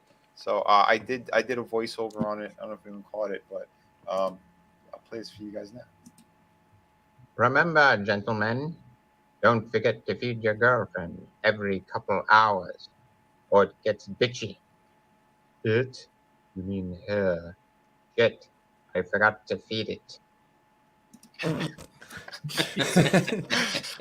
Oh shit! I was gonna do the cackle, but there was really no need for it there. It just worked how it was. Oh my God! Yeah. There's this guy. I know I haven't really hung out and talked with him in a while, but he used this guy Shaneology. Holy shit! He does a spot on imitation of Skeletor. Nice. Dude, that is excellent. I've got Trey working on a Skeletor impression.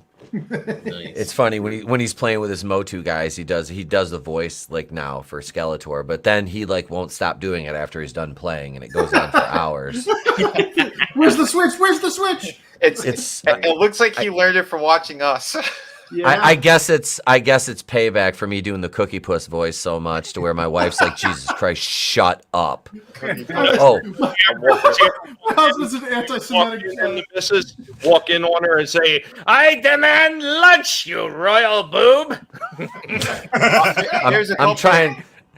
Well, I was gonna say, there's a couple of days I just walk around doing the Hans Cock impersonation all day long. So it's just Yep. Dude, you just get into a character and you can't get out of it. It's just like We've literally done 20-minute bits, just E-Tep and I, on his channel, on my channel, mostly over there on the Mondays because we really go fucking crazy on Monday. Yeah. Just off a one-off. It'll be like a one-off joke, and it'll just go on for 20 minutes. It happens. It happens. But it's great though because we're laughing like it we're is. like It's blue in the fun. face. It's awesome. But we got to go back and just get those little clips and upload them onto our streams and shit. I know. Did you say? Wait a minute. Did you say little clips or little clits? Gash. You talking about Gash? Oh, so I'm trying to explain the whole Ron Perlman thing, right, to the wife today because she watched, Sons of Anarchy, and like, so what's?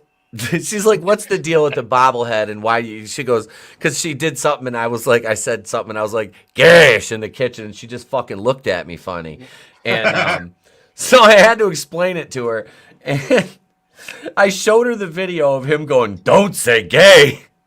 Yeah. She's like, Jesus Christ, what is wrong with? I'm like, and I explained his stage 4 TDS to her, and then how it broke into the gimmick. The Gash thing, that's solely on me because I always used to make fun of that stuff because every time I watch Sons of Anarchy, I'm like, that's all he fucking says. He's talking about pussy, and it's just gash this, gash that gash this, gash. So when I heard him going, don't say gay, I wouldn't stop with it. Don't say gash. And then it bled over to the Disney thing too, because and then you got around all our immature asses, and man, we just made you a god. Him taking the fucking animatronics off the Small World ride and getting kicked out of the park repeatedly, but why they keep letting him back in is anybody's guess. Right? Listen, I just like Walton. Oh God, the animatronic heads, they're great. It chafes a little. The mouth movements are so real. So real. And the gas is like I always make these great little. Maybe I should stop there. Huh? You're damn right. You better stop, you sick son of a bitch. Wasn't there a gunfight like at Disney World or Disneyland recently? Didn't I hear something about that? Was there? You know, like how brawls. That happened all the time in California. Yeah, I heard. Yeah, but I heard like this time, like people were like strapped and going at it, and like Disney World. This is what I heard. It's a small world after all. Pop, pop. What the? Exactly. I thought they took the pirates off the river ride. Right? No. Those weren't pirates. Those weren't pirates. Those were Hawaiians. Ron Perlman's like, keep it down. Damn it, Nick. Oh Christ. Oh man. That's who gets into fights at Disneyland is the fucking Hawaiians. They start fighting over the fucking Moana ride. Dude, it's all Coming at me, bro. Wasn't that who started it last time with some damn Hawaiian? Oh wait, those were. Walk out of my way, Howley. Dude, take it easy, Parrot Head. Glad you were able to pop in here tonight. Yeah, I got a boogie too, fellas. I got to go make dinner, but thank you so much for having me on, and God bless all you fellas. Okay. Our pleasure, Brian. Dude, thanks for being here. Brian. Peace and love. Streaming with you, Brian. Good dude, man. But yeah, it's a small caliber after all. He's not wrong. You know, Ron, he can't help it. It's a small sausage after all. You know he's got a small sausage. He's got a Vienna wiener. He's got a gash. He's got a gash. He's got an inverted penis. He suffers from Got an innie. IP. What is that? Inverted penis. It's IPS. It's embarrassing. But it's like every woman. Well, he's not with women anymore. But this is their reaction. So you get nothing. You lose. Good day, sir. I said good day.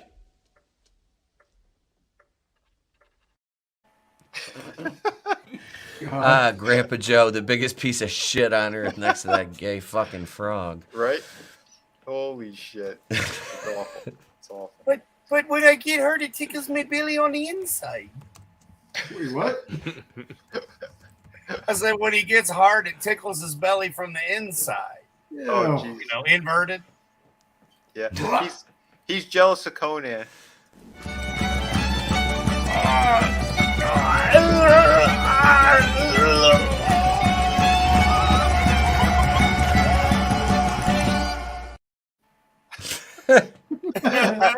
I haven't played it. You just need to add that clip where he's talking about coming all the time, right at the end of that. Oh, you're right. You're right. Get the pump. Yep. But that is perfect, Vinny. But yeah. Oh shit. That's crazy. I got to tell you, I mentally feel better after not spending 7 hours doing a She-Hulk review this weekend. We're glad we were here for you, my friend. Listen, we're glad it's you simple. missed the beginning of the show. You'll catch it on the replay. You'll be proud of us, I promise. I'm no more She-Hulk reviews. ETEP, well, that's the thing. If you wanted to do it, all you had to do was grab your phone and make a short. And it's like literally 1 minute. It's She-Hulk's horrible. They attack fans. Men are awful. The end. Girl power. So when does the truth come out? When does ETEP admit that his wife caught him like a dog, like rubbing his ass on the floor, and told him, "You got to stop watching that show. That's it." We got hardwood floors. I didn't want splinters in my taint. But man, we know what it was. Smacked him with a rolled up newspaper. Man, I figured it was because Trey probably started twerking, and she said, "Nope, that's it. We're done with this shit." Oh, he did that. He did that way before She-Hulk. Let's be honest. That fucking kid. Like, I'm like, why are you doing that? Stop. He's just like, no, Dad, check it out. Yep. I was like, is this any Yin Yang Twins video, motherfucker? I know you got a dump truck like your mom, but stop, man. He's a showman like his father. He didn't get his ass for me. That kid's got a wagon on him already. I was like, oh, God. He's going to need some, his jeans, he's going to have trouble with jeans. He's short and stocky. Dude, he's mini you. That is no damn joke, though.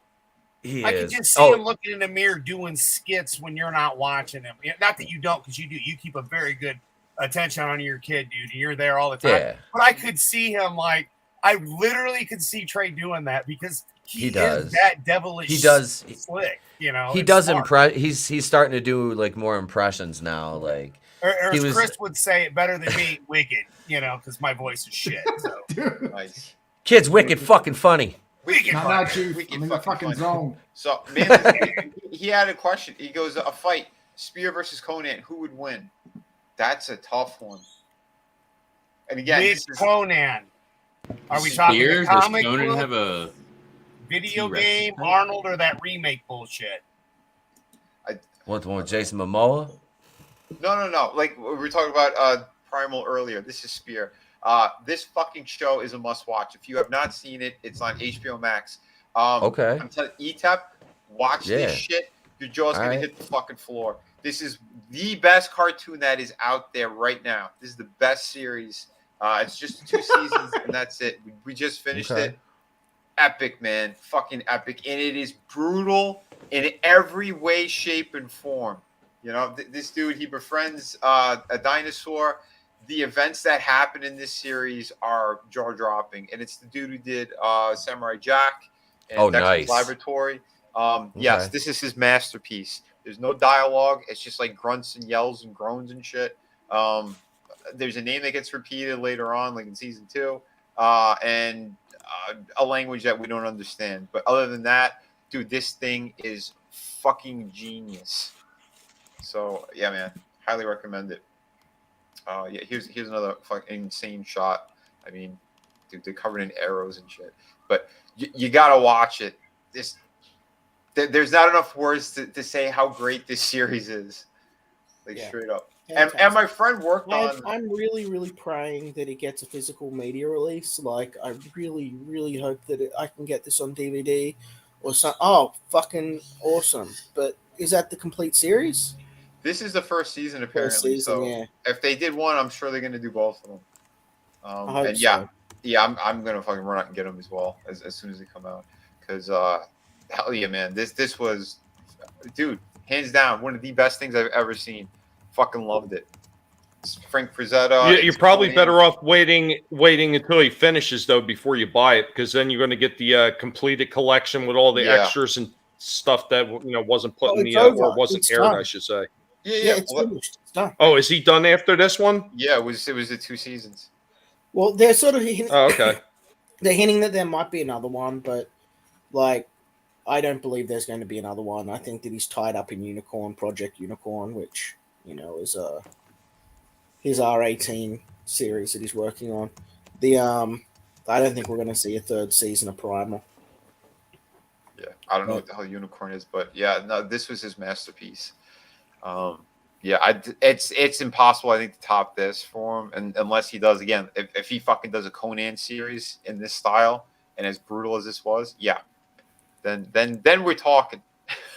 Yeah, I don't think that he will. He's moving on. Like, he's moved on. He's like, his goal is to do sort of something new. He's done Star Wars. He's done Caveman. He's done Samurai, and now he wants to do something a bit different. Like, his goal is with each series to sort of do something sort of more original. I'm very interested to see what he's going to be doing with Unicorn. Like, it's because nothing he's done before has been specifically R18 plus, so I don't know what the fuck we're going to be getting, but it'll be interesting. Yeah. Oh, we'll see. You said it is 18 plus? Yeah, it's a R18 plus. It's a R18 plus series. That's what he's. Okay. Yeah. That's interesting. Well, we'll see, because whatever he does, man. I mean, the guy, he's at the top of his game whenever he does. Yeah, he's a huge success. Like, he's awesome at what he does, and he's a good guy. Like, his skill storyboard. That's another. Yeah, but it's a shame that pirate. I mean, not pirate. I'm sorry, Popeye. He was gonna do Popeye. There was 1 minute of animation shit that was released, and it is incredible. Yeah, it got like 2 million or something views, or 10 million views, or some shit. Like 29, I think 29 million. Yeah, like millions of views, and like just this like 1 minute demo of Popeye, and I'm like, why on the sweet fuck was this not done? Like, what's going on? Yeah, I'm gonna see if we can find it real quick. I know I can't show the whole fucking thing, but I could at least do like, pause it or whatnot. Yeah, it just looks like a CGI Popeye. It's nothing like revolutionary or groundbreaking in that regard. But I was like, if he came to you and was like, "Hey, I want to do this," like, yeah, like how do you what not? network would ever turn him down? What network? The only time he's ever had a series cancelled was Symbionic Titan, which is the only thing he never got to finish that he wanted to do. It's very sad. That had like some friends of mine on it, and it's I remember seeing this. Yeah, it's like a Ben 10. Yeah, dude. 23 million. That's how many views this freaking thing got. I didn't realize it didn't get made. Yeah, it never did. This was just his test footage and shit, and it was incredible. I mean, I know if I play it, like, they'll fucking probably hit me, but I can at least go through it like this, so you can see the stills, because it is beautiful what they had done, and like the style that he chose. Yeah, this was gonna be great. I think he instead ended up doing another one of those Transylvania movie things, where the hell they were. But yeah, dude. Hotel Transylvania. Yeah, Hotel Transylvania. Those movies are freaking hilarious. They are. Yeah, My kid loves those. I haven't seen the newest one, but the other ones were pretty good. Tommy, you better get them some lettuce, or they're gonna start chewing on your toes. Those piggies are weakened. Man, yeah. That's actually not the piggies. Oh, was that? No, that's me. I'm accosted by birds. fucking birds. Guys, go back to my book about killer birds. They suck. And I'll go back on mute. I'm sorry, guys. I wasn't sure if it was evil Tony, because he's got those piggy wiggies too. No, it's a swarm of what are called rosellas or lorikeets that have decided to come and sit out the front of my window because I'm on a live stream. That's beyond my control, unfortunately. Sorry, guys. Brother, they're just other people. Yeah, my pigs were yelling earlier nonstop for about 3 hours. No matter how much I fed them, they didn't stop. They finally quieted down now, I think because their bellies are so fat. Wow. Oh, shit. Fucking. I lost my earbuds. There we go.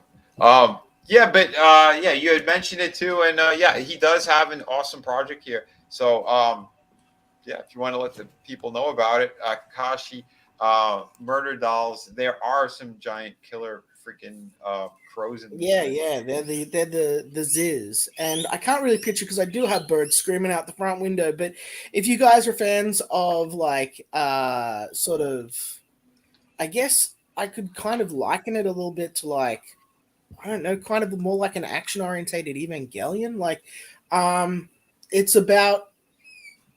I don't have my pitch ready. I don't have anything ready. I'm sorry. Well, again, you don't even have to say a pitch. I mean, essentially, this is a beautiful fucking project. Yuka did incredible work on this thing. Yeah. You just give them like a rough of basically what it is, what these guys are doing. Because well, it's basically the country's been fallen into basically the country's fallen into collapse, right? Like civilization is gone. These people fiddled with GMOs in the wheat and stuff, and it essentially created these giant monster crows that ate nearly all of the supply for the crop. The cities collapsed, and civilization's trying to rebuild. So the story follows these two scarecrows that are genetically modified biosoldiers, basically, that protect these crop from these monster crows as civilization tries to come back from the ashes of extinction, and a giant new mega corporation tries to guide and direct and shape what civilization will become.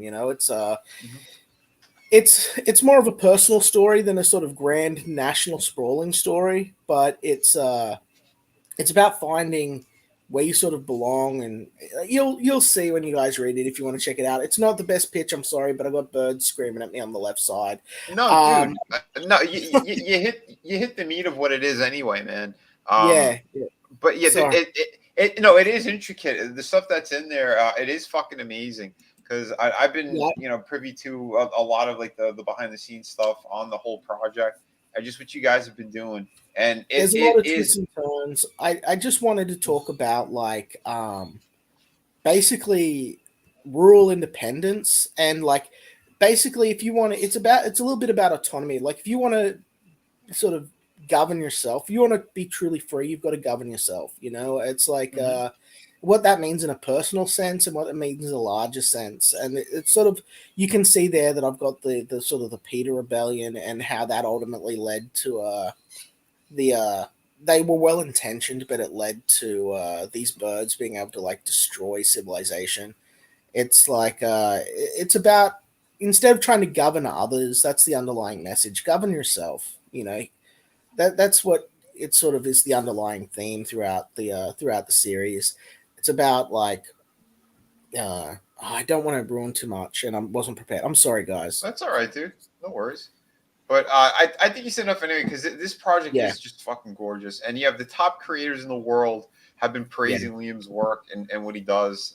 Again, we got the creator of One Piece, the creator of Dragon Ball Z, creator of Hero Academia. Like Slam Dunk, like big names. Big names. Yeah. And so this is going to be a good book. I know that I'm not exactly great always on camera. I don't always pitch everything the best, but like, this will be a good book. You'll enjoy it. It's finished. We're just doing like some posters and stuff on it, like while we wait for the money to come through. There's 5 pieces of original art over on the that are limited, that'll come signed and everything. They're up there now. Once we ship, I'll probably close those out. I think. I don't know. We'll see. But yeah, we got King of Squibs in there. How you doing? But yeah, that's basically what the story is. This is the first part out of 4 parts, and yeah, that's what it is. Praise, yeah, folks. Yeah, jump on this great stuff. And Wonder Island is also in the works as well. So, it's still works getting done on that. It's a beautiful project. Just colors, yeah. Yeah, so folks, jump on all this great stuff. And I know I got links in the description. And thank you for Frog G and others who've been dropping links all night as well. I really do appreciate it. It's a shame we lost Tony earlier, but I hope everything's all right with him. But it is what it is. What are you gonna do? Sometimes he's got to go. When you got to go, you got to go. Number 2. But we also have another awesome book here. Great project. Chris Fisk works his tail off as well. He gives you the quality each and every time. He's working on Infinite Tail Chronicles, War of the Trees. He's working on the second story right now, and I can't wait to get my hands on that. But right now, in the meantime, you could go onto Amazon and pick up the first copy. It is a beautiful book, an amazing story. Do it. Oh yeah. Hey, also check this out if you embiggen me for a second. I've added some stuff to the site. You now have this nice little lovely lore section here. I'll be adding more as stuff comes online. But beautiful. For example, if you wanted to learn about the heroes, you get a nice little blurb about them, including a sneak peek of some of the newer ones. And then, little thing about the world itself, nice little map, and the sovereignties. Dude, scroll back. I want to see that map again. Dude, that looked fucking beautiful. Oh, thanks. Yeah, the continent of Fosla. Yeah, and then kind of a requisite, because in fantasy stuff we always chuck around weird terms. So now I have a nice little alphabetized glossary where you can get all the names of stuff. But yeah, it's something that we've added, and we'll be adding in a bestiary lexicon with the language stuff. And that's going to be cool. Sweet. Yeah, that's dude, I love the thought that you put into your projects. Seriously, these things are really, really beautiful. But again, we've been working on these things for years. We're developing these worlds. It's not just we came up with an idea. It's just going to be some fucking goof of a book. No, we're working hard to make sure you guys get amazing stories. And I think it shows 100%, man. And I'm happy too. I got my standees of those characters. I think they look amazing. I can't wait for the second campaign to fucking launch. Well, obviously, I know you want to get more work done before it's ready to go. I'm doing the same thing too right now. What happened? Nelson the Gentleman, I'm going to make a 6 stick figure comic where a psychotic man addicted to crack cuts the head off a big fat gay frog. It's going to be called Shadow of the Crackhead at Vinnieart. Please don't sue me. All right then. It sounds like it's going to be a parody, so that's all right. Holy shit.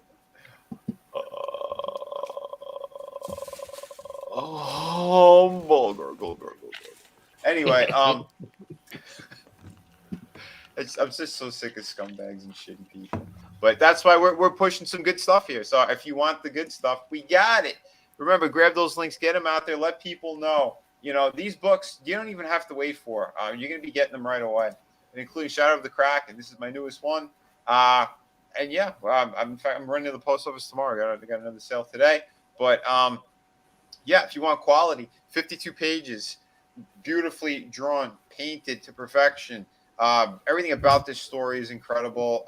Everyone's been telling me that. That's why I'm saying it, because I know I worked really hard on this project. But again, everyone who's been getting it, I've been getting top reviews on this. That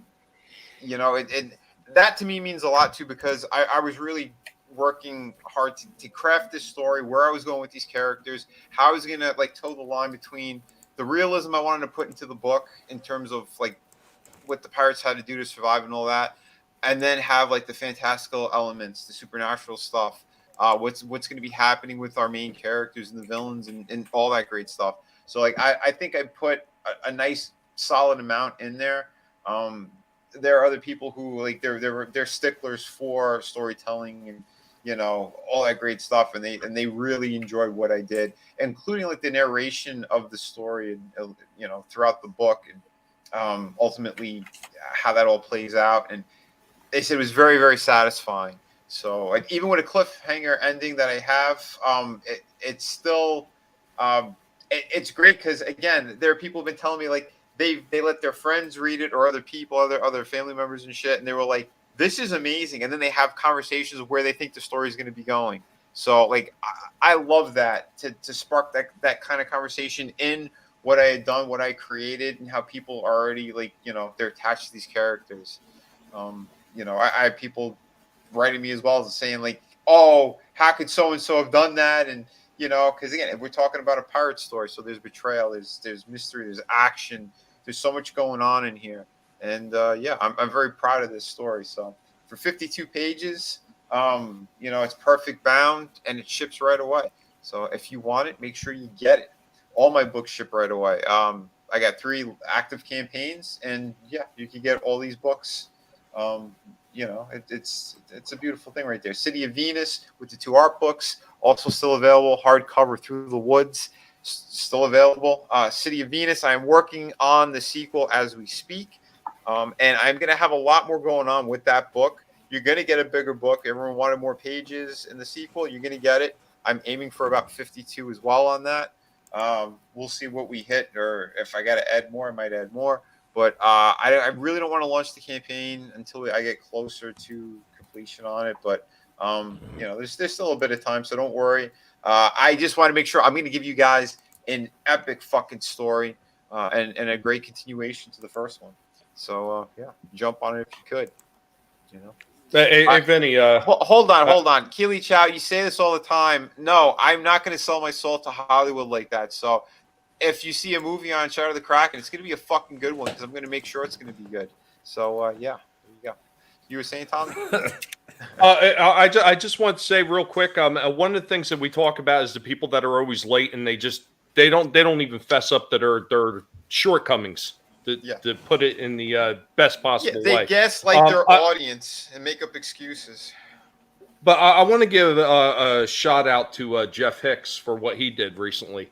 He knew that Wokebusters has fallen behind, and then everybody backed his book. He sent this little postcard out with a little Wokebusters pin and everything. It wasn't a whole lot, but it's something that he had to put a little bit of extra effort in. There it is right there. And I appreciate him doing that. That's saying that he not only is confident of the work that he's doing, but he appreciates the people that have backed him. And I just want to give a little shout out to him for that. I got the other pin right there. Oh, you got the pin too? Sorry. I got the shirt as well. One got broke in the mail. Yeah, mine got busted. Oh, man. But one of them's good. So. Oh shit! Look at that. Yeah, I got mine too, and I got the shirt, which was pretty nice. Dude, that's awesome. And that's probably why mine didn't come broke because I had the shirt. Nice little buffer zone. Yep. Yeah.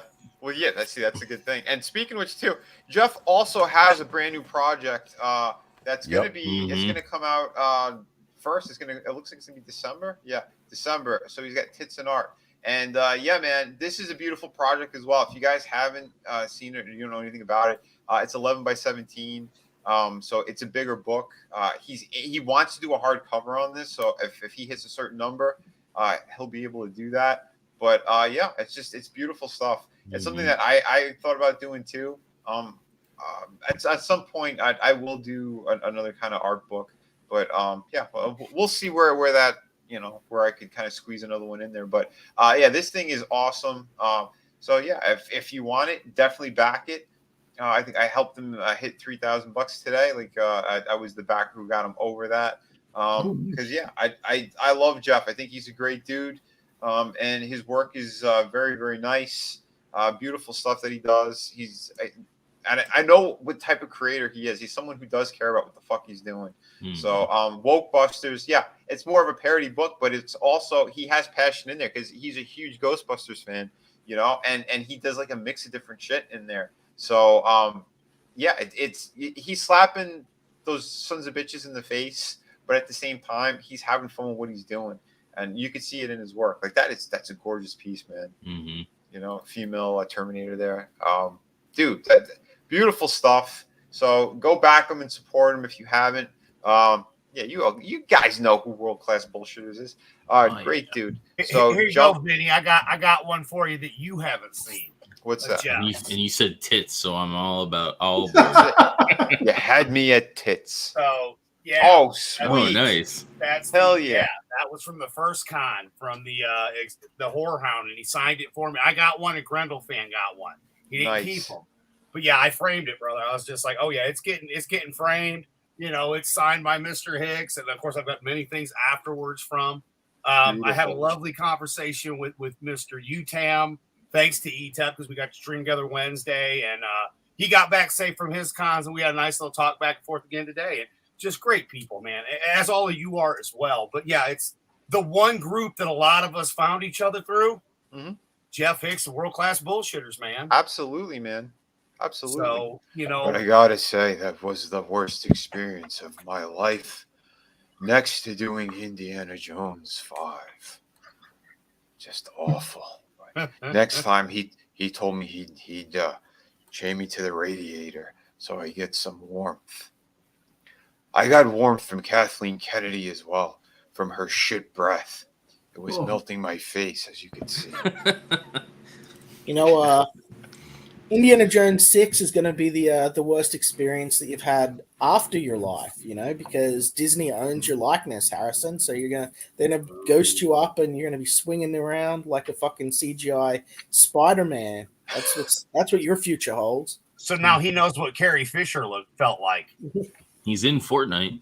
I'm gonna be the next Mary Poppins in space. Hans Cock belongs in Fortnite. Yeah, Hans Cock does, but it's just Indiana Jones right now. No. They should be hit a button. It's me, good old Hans Cock. Come on, Chris Fisk. Start writing the code. I'll start getting the money ready. Wait, what? We're gonna get Hans Cock in Fortnite. He wants to put you to work. I'm not a programmer. Hell no. No, but you know the people. You know the people. I'm saying we'll get it done.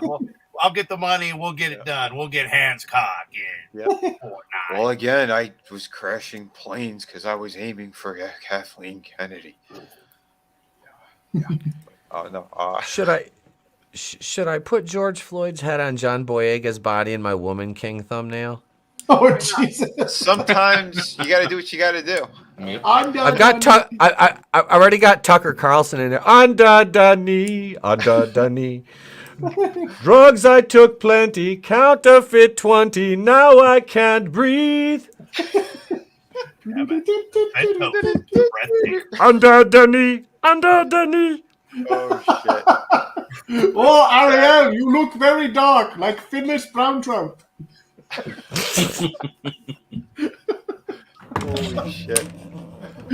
Oh, it's a beautiful thing right there. So, guys and girls, I hope you enjoyed most of the shit we said tonight. Because we just want to have some fun. But hopefully, like we're gonna be coming back and a lot stronger too. It's with a whole bunch more content, especially that Tommy's back. Tommy, tell the good folks where they can find you, brother. You can find me here. You can find me there. You can find me wherever the guinea pig droppings are, because that's where my little soldiers are at work, stealing everything out of your fridge. Tommy and the Guinea Pig Collective. Right now, still focusing on shorts, because shorts is what has actually built my channel up, apparently, and people are really enjoying what I'm putting out there right now. I'm doing the BattleBot stuff. I'm doing shorts on some of the new toys that I'm picking up, some of the older toys as well. I did one on Jesus, what was that? Brave Star and Tex Hex the other day. I mean, I love breaking out those old toys, man. And the fact that they still look as decent as they do, just a big giant plus right there. Dude, that was a great minute review, by the way. Like I enjoyed that. I tried to squeeze as much stuff into that short little minute window that I have, and it's kind of difficult to figure out what I'm going to keep in and what I'm going to pluck out so I can reduce the time. But I mean, the number one thing is I'm having a lot of fun with what I'm doing. I mean, I'm having a blast with all the content I'm putting out. Of course, the pigs are usually present in every so many videos. Of course, they're there for most of the toy reviews, and they're there just yelling at me for more food as well. But I'm having a lot of fun doing that, and I'm really appreciating a lot of the feedback I'm getting. One thing I will say is if you guys have the time to go to my channel and check out some of my shorts, I want you to look at the one I did on the Lost Boys Vampire David from Reaction. It's a fairly small figure from Reaction, but it's really cool. I love the way they package, and I talk about the way they package that figure. There's one thing about that figure that I didn't talk about that's there, and I want to see if fans of the Lost Boys can actually pick up about the one aspect of that figure and the detailing that's there that I didn't mention that was part of the movie. And I really do appreciate all those little nods that Reaction and Super 7 are doing when it comes to those miniature figures, because even though they don't have tons of articulation and the amount of detailing they put in is kind of limited because of how small the figures are, the little touches that they added with the packaging and the other thing that's on that figure that I want people to check out and see if they could spot it, that kind of shit is the stuff that's going to keep bringing me back to look at more of their figures and picking them up, even though the prices at this point for those little 3 3/4 inch figures are getting a little bit ridiculous. Yeah. But, guys, have fun. Be on the lookout. We're going to start doing stuff with Halloween coming up soon with Lasso of Truth and Vinny and a few of our other friends that are going to be stopping in, of course, having some fun talking about horror movies and horror figures and the relation of those figures to the movies. It's going to be a lot of fun. We'll be doing a live tomorrow with the Guinea Pig Collective Live, just trying to get back in the swing of things and see how well this new internet working again really is working. But guys, remember, never let anybody tell you what you can and can't say, what you should or should not watch, because your silence gives consent, and the guinea pigs will get you. Always a blast talking to all you people. Always a blast seeing all the awesome people that are in the comment section, chatting it up and saying some amazingly funny shit. You guys are amazing. Thank you for being here. And pleasure being here with all you gentlemen. Dude, and it's always a pleasure having you, man. Absolutely. Wait, what time is the stream again tomorrow? I'm going to go back to the same time slot that I was at before at 6 p.m. 6 p.m. All right, cool. I might be a little bit late, but yeah, I will be over there. I fucking love hanging out with you and talking all the toys and all the good shit. It's going to be a blast. And Lasso of Truth is awesome. You guys seen her a bunch of times on my channel as well. And we're sending lots of love out to her and her family. Some tragedy happened in her family, but hey, we're always there for our friends, and she's a great person too. And if you guys haven't, go subscribe to her channel because she started doing reviews as well. And we're gonna start doing some live streams over there, and it's gonna be a good time. So Vinny, you forgot she loves horror. She loves horror. Yeah, absolutely. No, it's like asking a British person to go to a pawn shop. Would you like to go to a pawn shop? The only problem I have with the Brits is they always like to use that C word. Vinny's got the button if he wants to push it. I'm not going to say it. They like that C word a lot. Well, the Aussies and the Kiwis do too. So. Oh, yeah, they do that. That is a cunt move. Come on, even you got to agree. Hey. Exactly. You call your cunts mates and your mates cunts.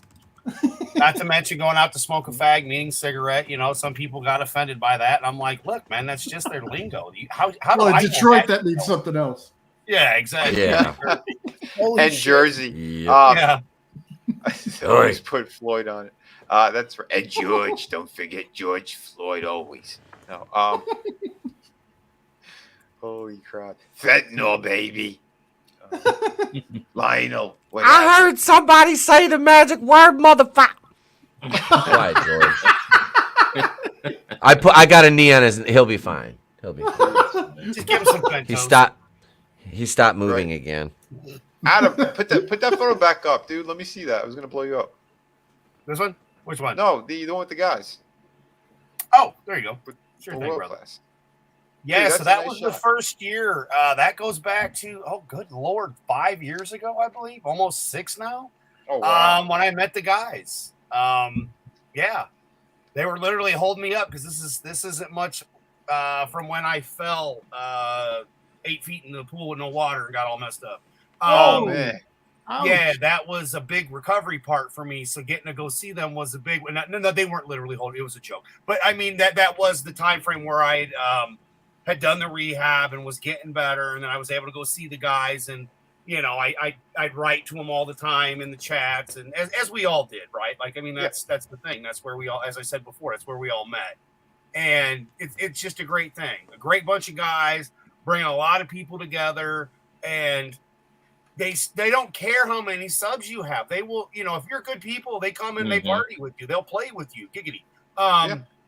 And that's the thing. That's the important thing. They'll meet you at conventions and have a good time. And, some people got to go meet and go to a wedding, good old Loudy's wedding. That's where ETAP got to go have a bunch of fun with them. And Draven and myself and Proper Justin, or Justin Proper rather, at a Whorehound. And, then you get to get messed up and let Draven drive your car. Because, I mean, come on, he's a vampire. How do you not trust a vampire at night? Just saying.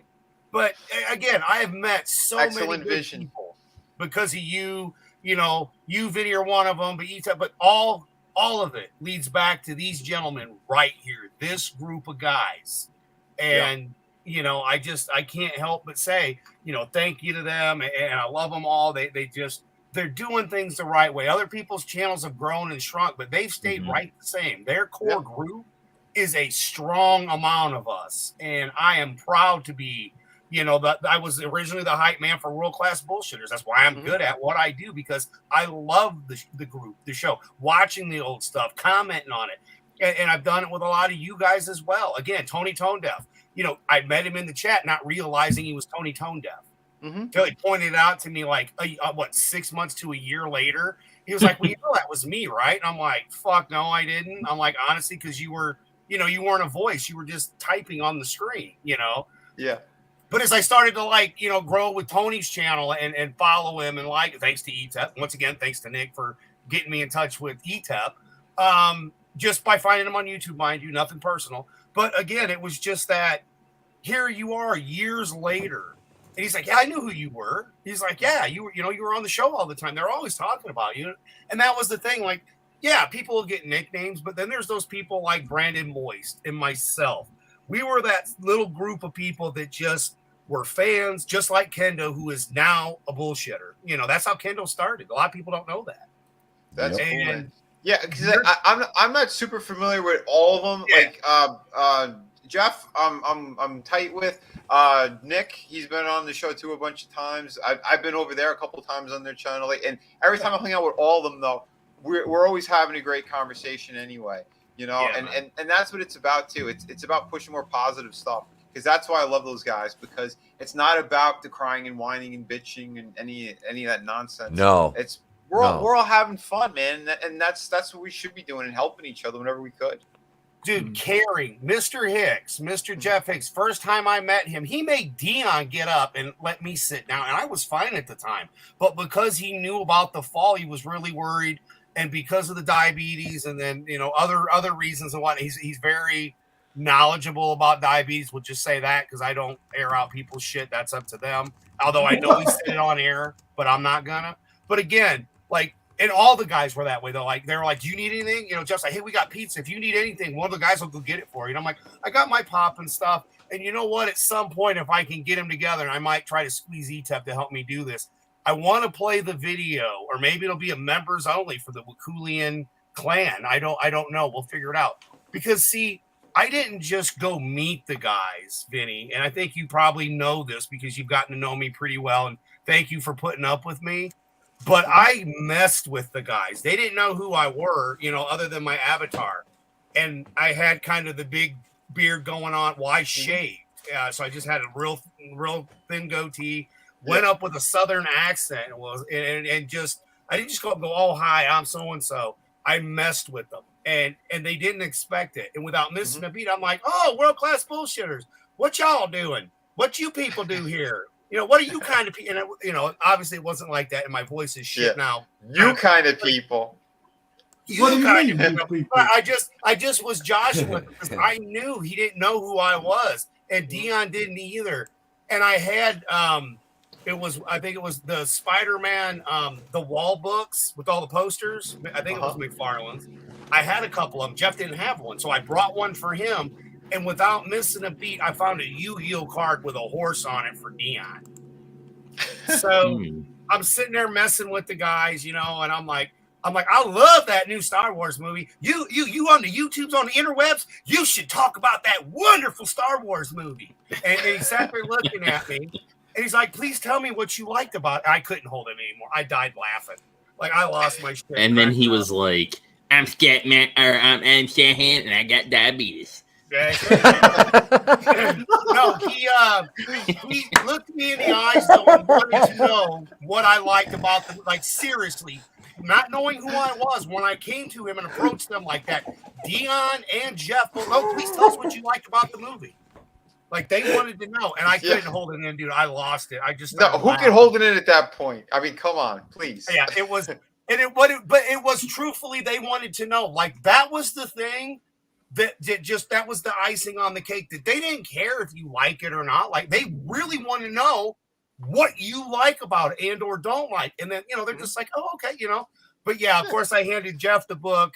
I handed Dion the card. My daughter's filming this, the whole time, and we're laughing. And again, he's like, yeah, I know who you are. And then they put it, Dion, it clicked. And that was it. Next thing I know, I'm being asked to help Dion with the turkey suit. And I'm trying to stay the hell out the way while they're doing stuff. And again, this was just a Sunday. That was it. I got to spend right before my birthday with them. And then, again, bad things happened and a dog passed away and whatnot. And again, all of you, Vinny, you're included in this. Now, I do give Tony and Eats up a lot of this, but Draven knows because he's in that group too. But a lot of you guys, we all deal with stuff. Chris has talked about stuff he's dealt with. We all have. But together we are a strong unit, and we have always all been here for each other. And thank all of you for that. And this includes all of you in the chat as well. This community, this is the best damn community I've ever had the honor to be a part of. And I thank all of you for that. Because, again, when I'm blue or down, you guys cheer me up without even knowing it. And then when it's really bad, if I reach out, if I'm like, ETEP, I'm having an issue, I really need to talk to you. Dude will, when he can, take the call. Tony, Draven, same thing. Vinny and Chris, both you gentlemen went above and beyond to help me with the Indiegogo because I was having issues because computer wasn't working. I had to do it on the phone. But both you gentlemen, thank you. You are good people. And I'll fight anybody that says otherwise. Bring it. Get in the ring because I got to tell you. Amen, brother. Last year when you saw me was one thing. Well, it's already been a year. Wait till you see me next year. That's all I got to say. Beautiful, brother. And I love being with all of you. I don't want to plug anything. I just want to thank everybody again because, this show, something that we're doing might be that one thing that one person is needing and they will catch on to and see that, hey, man, I'm not alone. Hey, I'm not the only one that feels that way. That's how I was when Frank filed World Class Bullshitters. And that's not a joke. The dog did find World Class Bullshit. It was not me. It was him. I think it's something with that name, Frank. I don't know, man. Your brother or this one. I'm telling you, bro. But again, Vinny, always, I've taken up enough time, but I love coming on, when you've got the room. I love being in the chat, as you know. All of you are wonderful people. Liam, dude, always good to hear your voice. Keep knocking out those books. Thanks, brother. Thank you. Thank you, man. Man. And that's it, dude. It's everything you said and more. Because that's it. We're trying to do the best that we could here. We want to have more of a positive impact on everything with the streams we do, with the work we create, all these projects. Yeah. So and we're going to keep going in that route. And and we'll keep growing this tight community of awesome fucking folks. Hell yeah, man. That's the way to do it. Thank you, Adam. Thank you so much, brother. Dude, always. Angelus Draven, our wonderful vampire here, man. What you got cooking? Let's see here.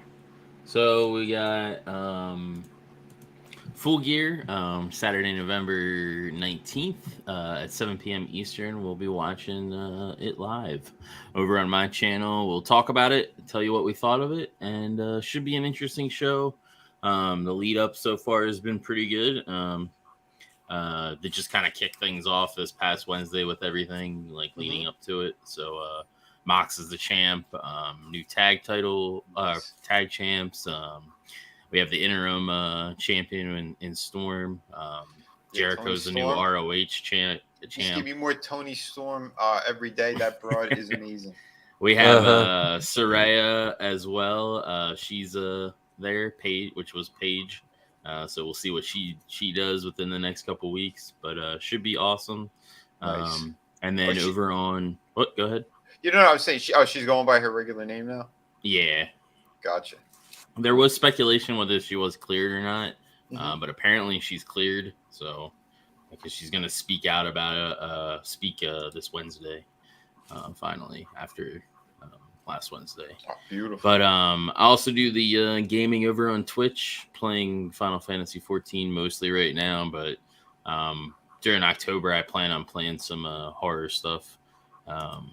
Probably the new Resident Evil, maybe some PS1 games too that are horror related. So hell yeah, I'm looking forward to that freaking the gold one there, Village. Oh, where you can be third person or whatever. Yeah, third person. Yeah, I'll definitely go out and pick that up because I love the fucking series. But yeah, give me third person, we can do that. So I'm down for it. Hell yeah, there's a couple games coming out though. We got Ragnarok. It's going to be hitting. I mean, I forgot about that. That's just for the 5 though, isn't it? Or is it for 4 as well? No, it's for 4 as well. Yeah. No, they don't want to lose money. They know that they got to give it to those to the well, again, not everyone has that other fucking system. We had that conversation too, because like I also want to do some game stuff over here too, like streams as well, just to see what the analytics and stuff for it are. Oh, for sure. And then once the new AEW wrestling game comes out at the beginning of next year, I'll be playing that over here too. So beautiful, dude. Hell yeah, man. Dude, thanks for being here tonight too. It's always a pleasure, man. Like you said, we got good people here, and we want to showcase them whatever way we could. And we're gonna keep talking about the awesome stuff that we enjoy. Oh yeah, now I find these great fucking gifts. Hold on, while we were going here, if you want to see this. Here's a couple seconds of animation of just bloodiness and goodness. Camera shake. Yeah, nice. Yeah, there's just so much great stuff in this series. It's gonna load up. Dude, yeah, there, Victory Roar. Yeah, no, dude, it's so good. This whole thing, like you guys, you gotta watch it if you haven't. And yeah, I'm gonna keep championing this thing as much as possible because it was so fucking good. Yeah. Anyway, I'll stop sharing that. And of course, we got ETEP in the house. We got ETEP in the motherfucking house. Hi, I actually just released a video. While about 10 minutes ago about the woman Kang, and we have some fun with some stuff on there. And Tucker Carlson's on the thumbnail. I thought I'll save George for another one, but I'm getting ready to we're really good. Like I'm done doing reviews of garbage, unless Gotham Knights actually comes out next year, and then it's a CW show, and it's written by the same idiots that wrote Batwoman, so I'm like holding out a glimmer of hope I can recapture that flame I have. She-Hulk wasn't doing it. I'm done. There's 18 She-Hulk videos if you're into that thing, because I made them funny. But yeah, we're gonna start doing some Trey reacts videos. He's gonna be reacting to the Nightmare on Elm Street trailer because he's gonna be Freddy Krueger for Halloween, and he's never seen a full trailer. I'm not gonna set him down and watch a movie, even though he's already seen most of the Nightmare on Elm Street, not Nightmare on Elm Street, but Friday the 13th and Halloween movies. The edible kicked in, but no, seriously. So we're gonna be doing some reaction videos. I'll probably record a bunch of those on Friday because.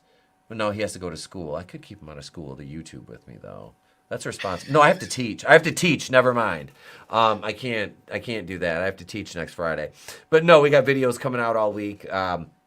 Tomorrow night, come on over at 8:35 Eastern. If you're not a channel member, if you're a channel member, 7:35 Eastern for the member shtick stream. Bring your shekels. I don't know, but no. We got the member stream at 7:35, main show at 8:35 with the Horsemen. Draven, are you good tomorrow? You available? Yeah, I'm free. Excellent. All right, so Draven will be there. We'll have Tony Schiavone with us. We got to. I'm gonna send Red some no-dos so he can stay up and jump on one of these things with us because we missed the hell out of the guy. Right. But yeah. My assistant regional manager he's like, hey, I need some time off. I'm like, how long do you need? I'm sitting here looking at my watch. No, I love you, man. Miss you. But yeah, we demoted him to janitor. He's back. He's back down to assistant to the regional manager now. It's really not a thing. But yeah, so we got the member stream on Wednesday night at 8:05. Main show 9:05. Brahma Bull will be joining us, and TBD will be there as well. TBD is usually how we play it. But yeah, so we'll have that and another Saturday night stream next weekend. Because those things seem to do really well, and we went for almost 4 hours last night. Yeah, it was crazy, but it was fun. Yeah, it was a good time. It was a blast, and congratulations, Tommy, on getting back to 1K again, brother. Couldn't be happier for you, man. Good to see you're back again. And yeah, if Red Gaze. He's kind we're of gonna the recast opposite. Red with John Boyega. We're gonna recast him, but no. So yeah, the Harvey Wakuian producer tier $4.99 on the channel, and you get to make me review something, and me and Vinny will be recording a review to the first season of Heels, this week. We'll record that and get that out. That's was of course requested by superfan Adam Shawhan. And yeah, I watched a couple episodes, and then I rewatched the entire first season today. That's basically what I did all day. And watched the Lions, and then decorated for Halloween. So now my house looks like a Spirit Halloween inside of it. I just haven't put. I bought a 3.5-foot gizmo for the front yard. So there's that too. Yeah, I've got like 6 inflatables for my yard. And I was in the store the other day, and I was just walking by throwing shit in the cart, and I'm like, oh, gizmo. Wife's like, what the fuck is that? I'm like, it's a 3.5-foot inflatable. There you go. Be careful about saying that too much out loud. Stripe might hear it. He might show up and put holes in it. I got Stripes right back here, but he's armless. He can't hurt me. He can't hurt anybody. I ripped his arms off when I was a kid. That'll teach that prick to look at me funny. Right. The only toy of mine I ever willfully destroyed was just ripping his fucking arms off because I was terrified of that thing. So thank you, Vinny, for having me on. You guys can come over, subscribe. That's free. It always will be. Ding the bell and do all the happy horse shit, not just for me, but for everybody else, because these are all wonderful, talented fucking people. Ding Thank the you. link. This chat is beautiful. That's Thank it. you, man. Hit that like, Appreciate hit all that you guys. subscribe, do all that good stuff, This dude. guy Thank next you to for me, being too. here, man. This guy right here.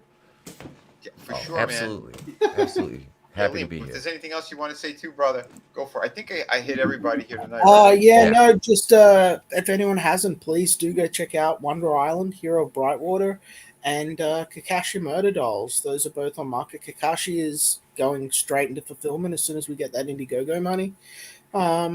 So if you want to be one of the people to receive the first book, this is a very limited print run, so it's got high collectability value, and any sort of contribution or well, just thank you for if you've already backed it. I appreciate you guys.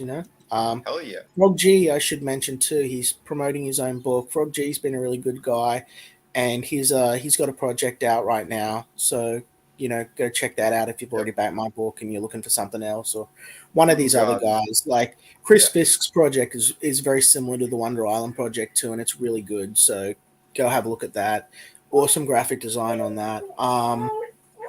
And of course, Vinny's books. I don't think there's anything else that's really out on the market that I can think of right now that's really something that you should really go out of your way to check out. Yeah, But just go back all the great stuff we showed here tonight for sure, man. exactly. That's how we keep doing this, so I know that most of you guys listening in the chat have already done that. Just know that I appreciate you. Thank you very much. Keep this going. And if you want some great novels and stuff too, man, Adega Outlaw, go type in Adega Outlaw on Amazon, or click the link in my description, because I believe I have his links there as well. Click on there. Go back his projects, man. He is a talented writer. If you don't, I'll put it in the chat here in a minute, Vinny. Oh, beautiful. Yeah, and he's a brilliant guy, and just, again, one of the people we just love here on the channel. Deg is the man. He was here earlier. And if you guys are a fan of sort of psychological horror, then they've just put Mr. Mercedes on Netflix, which is something that my wife and I have been watching. We won't go into it, but extremely well written, and they don't really do that these days. They don't have a lot of really well written shows. It's adapted from Stephen King, and if you can get past episode 3 and not be hooked, then you've got very different taste to me. So there's something to check out if you're looking to fill some time. Nice. So, And thanks, one other thing too, because like again, we had Tony in here earlier, but I guess he had to drop out. But Clown World Review, get over there, go subscribe to this man's channel. Yes. This guy's criminally undersubbed. It's insane. Dude. He has amazing content. He's got that dry wit. Dude, sharp as a tack. This guy's the man, and we hang out all the time over on his channel. On Tuesday, we do the retrospective on the Monday Night Wars. You know, on Friday, like 2 hours after my stream, it's usually around 8 o'clock Eastern. We do Liars, Life in a Rocket Ship, where we talk about the what's going on in the world. Excuse me. But yeah, dude, it's always a blast over there. We have so much fun, and I know he wants to do video game stuff soon as well. So get over there though, subscribe. This man is awesome, and thank you, Frog G, for dropping the link as well. Just amazing, amazing stuff, amazing people. So yeah, give him lots of love. Go watch his shorts because these are really funny. The Donald Trump spins the web of insurrection, like that one's great. The checkmate. Yeah, go watch it. You're gonna love it. But and that's his whole page too, Vinny. So like all his books pop up with what I shared. Beautiful, man. Thank you. Tony, yes. Yeah, Tony's game channel. As soon as he gives the thumbs up, I'll be plugging the hell out of it because I'm excited. How can you not be excited about covering all of Zelda from the beginning? Like he's got so much on this that he wants to talk about. I can't wait to see what our boy does. I really can't because he loves that game. Nice. Hell yeah, man. Beautiful stuff. So yeah, everybody, thank you so much for being here tonight. Yeah, we're gonna again continue the fun tomorrow about 6 p.m. over on Tommy's channel, and then about 8:30 we're gonna be over on ETEPS, and then yeah, it's just the rest of the week. We know where we're gonna be. So go take a look, and yeah, everyone have a great time. Soul Assassin, thank you for being here tonight, brother. Again, we have fantastic folks here. Frog G, man's been dropping links like crazy. He's got a great project. Go support it if you haven't. Frankie Knows, thank you for being here, bro. Lion Ratton, Keely Chow, keep going up here. William Palmieri, again, always awesome having you in here, bro.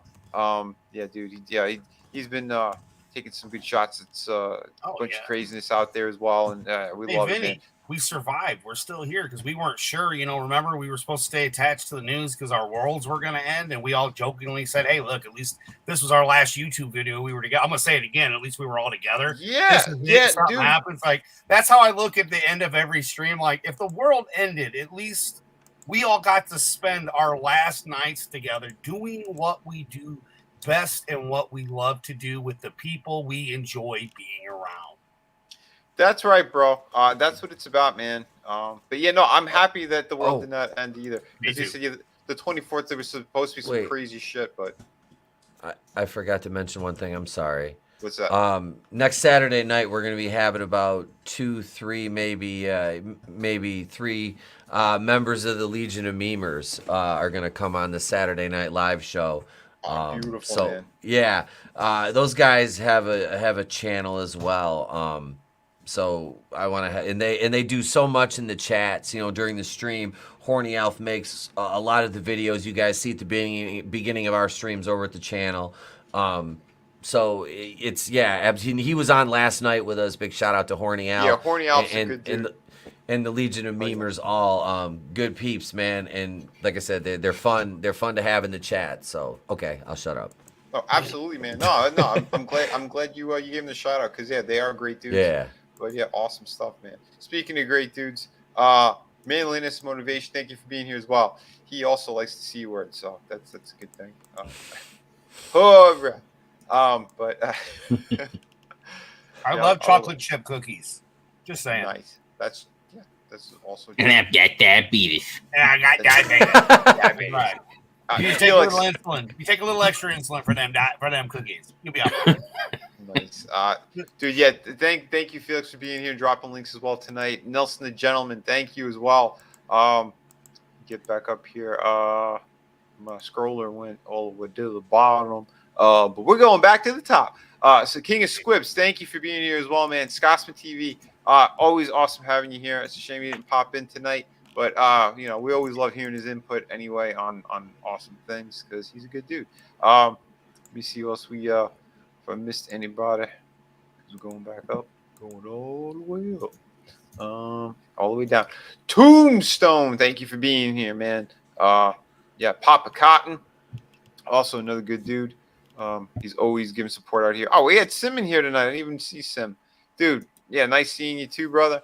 Again, Brian Criscott, thank you for being here as well tonight. And yeah, for those folks who didn't know, he is a creator of Six Gun Gorilla. So go back that project as well. I think he's got an omnibus that he's releasing soon. Or I think his campaign's active. He's working on a collected 1 through 8. Excellent, man. Beautiful. And if you haven't seen it too, like I have a cover for it was the reprint of 1 through 6. So if you want to see some of my artwork and it's a gorgeous piece too, go check it out. I'm sure it's somewhere in one of those campaigns because he's got a bunch of Six Gun Gorilla campaigns. So go take a look, go snatch it up. But either way, I'm sure he has a cover gallery in there too. So go support Brian. He's a good dude. Let me see. Yeah, Parrot Head, dude. Thank you for being here. ETEP has a perfectly normal sized nose. I'm just saying. Is he still here? Yeah, I'm here. Sorry, I didn't realize I was muted. I was clicking around over here. Yeah, Parrot has always given him them jokes, but oh yeah, I'm fine with that. See, look, normal size nose. Normal size. Jesus, Normal what the size. fuck did you do to me? Nothing. That was just with the filter off. Oh my god. Son of a bitch. Tree Rock Creations, thank you for being here as well tonight. Again, and Tony, thank you for being here. It's a shame he couldn't stay, but I guess he had problems. Just had F in there somewhere. But sorry, we'll roll out. I'll put on his face for him. I'm a deaf head through and through. So. Oh, there you go. So yep. Wait, hang on. Clown solidarity, baby. Yeah, baby. Yeah, we could do that. Look at that. We got 3 already. So. I gotta practice doing his voice, but we should do that.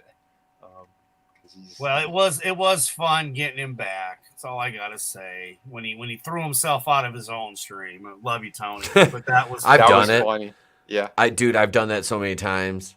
Go to hit the wrong button. It's like, oh shit, I backed all the way out. We got 4 now. We got 4 for the Clown World review. But yeah, Parrot Head, thank you again. Right, Kitty, thank you for being here and chiming in on a bunch of stuff too. Deranged Lunatic, aka DL, thank you for being here. Uncle Gary, baby. Yeah. Nice. Indie Wrestling Aces, thank you for being here as well.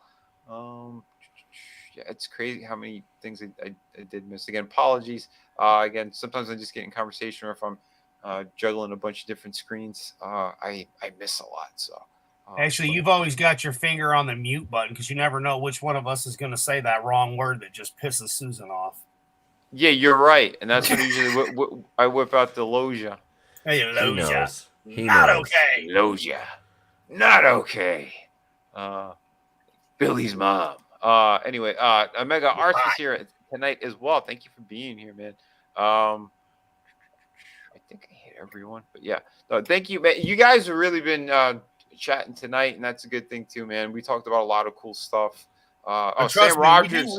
We do read the chat as we're chatting. Like when those of us that are quiet, the reason we're quiet, a lot of times we're putting stuff in the chat, and so we do read the chat, even though it might not get mentioned right away. But you guys see us in the chat writing back and stuff. So yeah, that's the fun thing about these bigger panels, man. You can, while you guys are kind of doing one thing, we're doing something else. Yeah, there's a lot of times too where I see the chat, but like if someone is getting into a big conversation, like I don't normally like to cut people off, but I try to scroll back and address some things. But it is what it is right now. But yeah, I try to catch some stuff, and I think we hit a couple of really good things tonight. Anyway, Shadowhawk, thank you for being here too, bro. Again, I was in here earlier. I think I got everyone. But again, if I did miss you, Spike 220. Yeah, man, good friend. I hope you're doing well and everything's great. Yeah, think I got everybody. And again, Adega Outlaw, thank you for the super chat earlier. Paul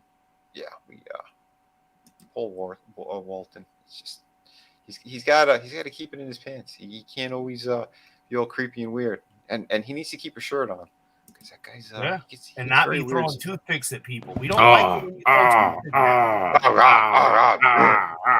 throw toothpicks. Tree. Horny. Tree. Right. And just because we got to slap Bree in the face one more time. How long will you play Captain Marvel for? I don't know.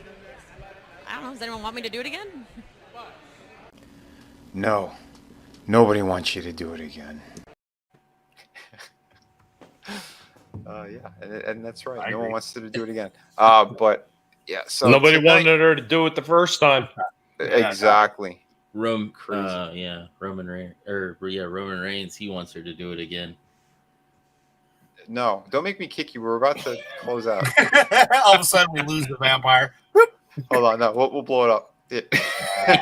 He wants her to do it again. Oh God! Oh, backing stick it to me, Bree. Oh God! Give it to me, baby. Put Walton's face on there too. She's banging him with her fucking mangled toes. Talon, bro. Oh, come on, guys. Oh, that's funny. But again, everyone have a great night. Thank you for being here. And yeah, we'll have some more fun tomorrow. So tune in starting at 6 p.m. over on Tommy and the Guinea Pig Collective. Everyone, peace out. Who's the fucking nihilist around here, you bunch of fucking crybabies? And I would like my undies, babe. This guy's gonna hurt us, Walter? No, Donnie. These men are cowards. Fuck you. Show me what you got. Wait, we gotta cut it short. Adega sent a $2 super chat. Oh, dude, do the Asian one. Oh God. Yeah, so we got the John Cena one. This was a birthday gift from my pal here, Chris Fisk. So here you go. 金钱看齐，两场协作，心相连的32岁了装个当朝，驸马郎的气质旺啊，满皇上的22岁了装个当朝。你好，中国，我叫西娜。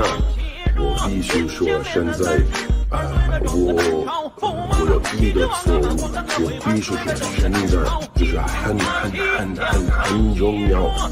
我爱更尊重中国更中国人，我很抱歉对我的错误，对不起，我很抱歉，不好意思，再见。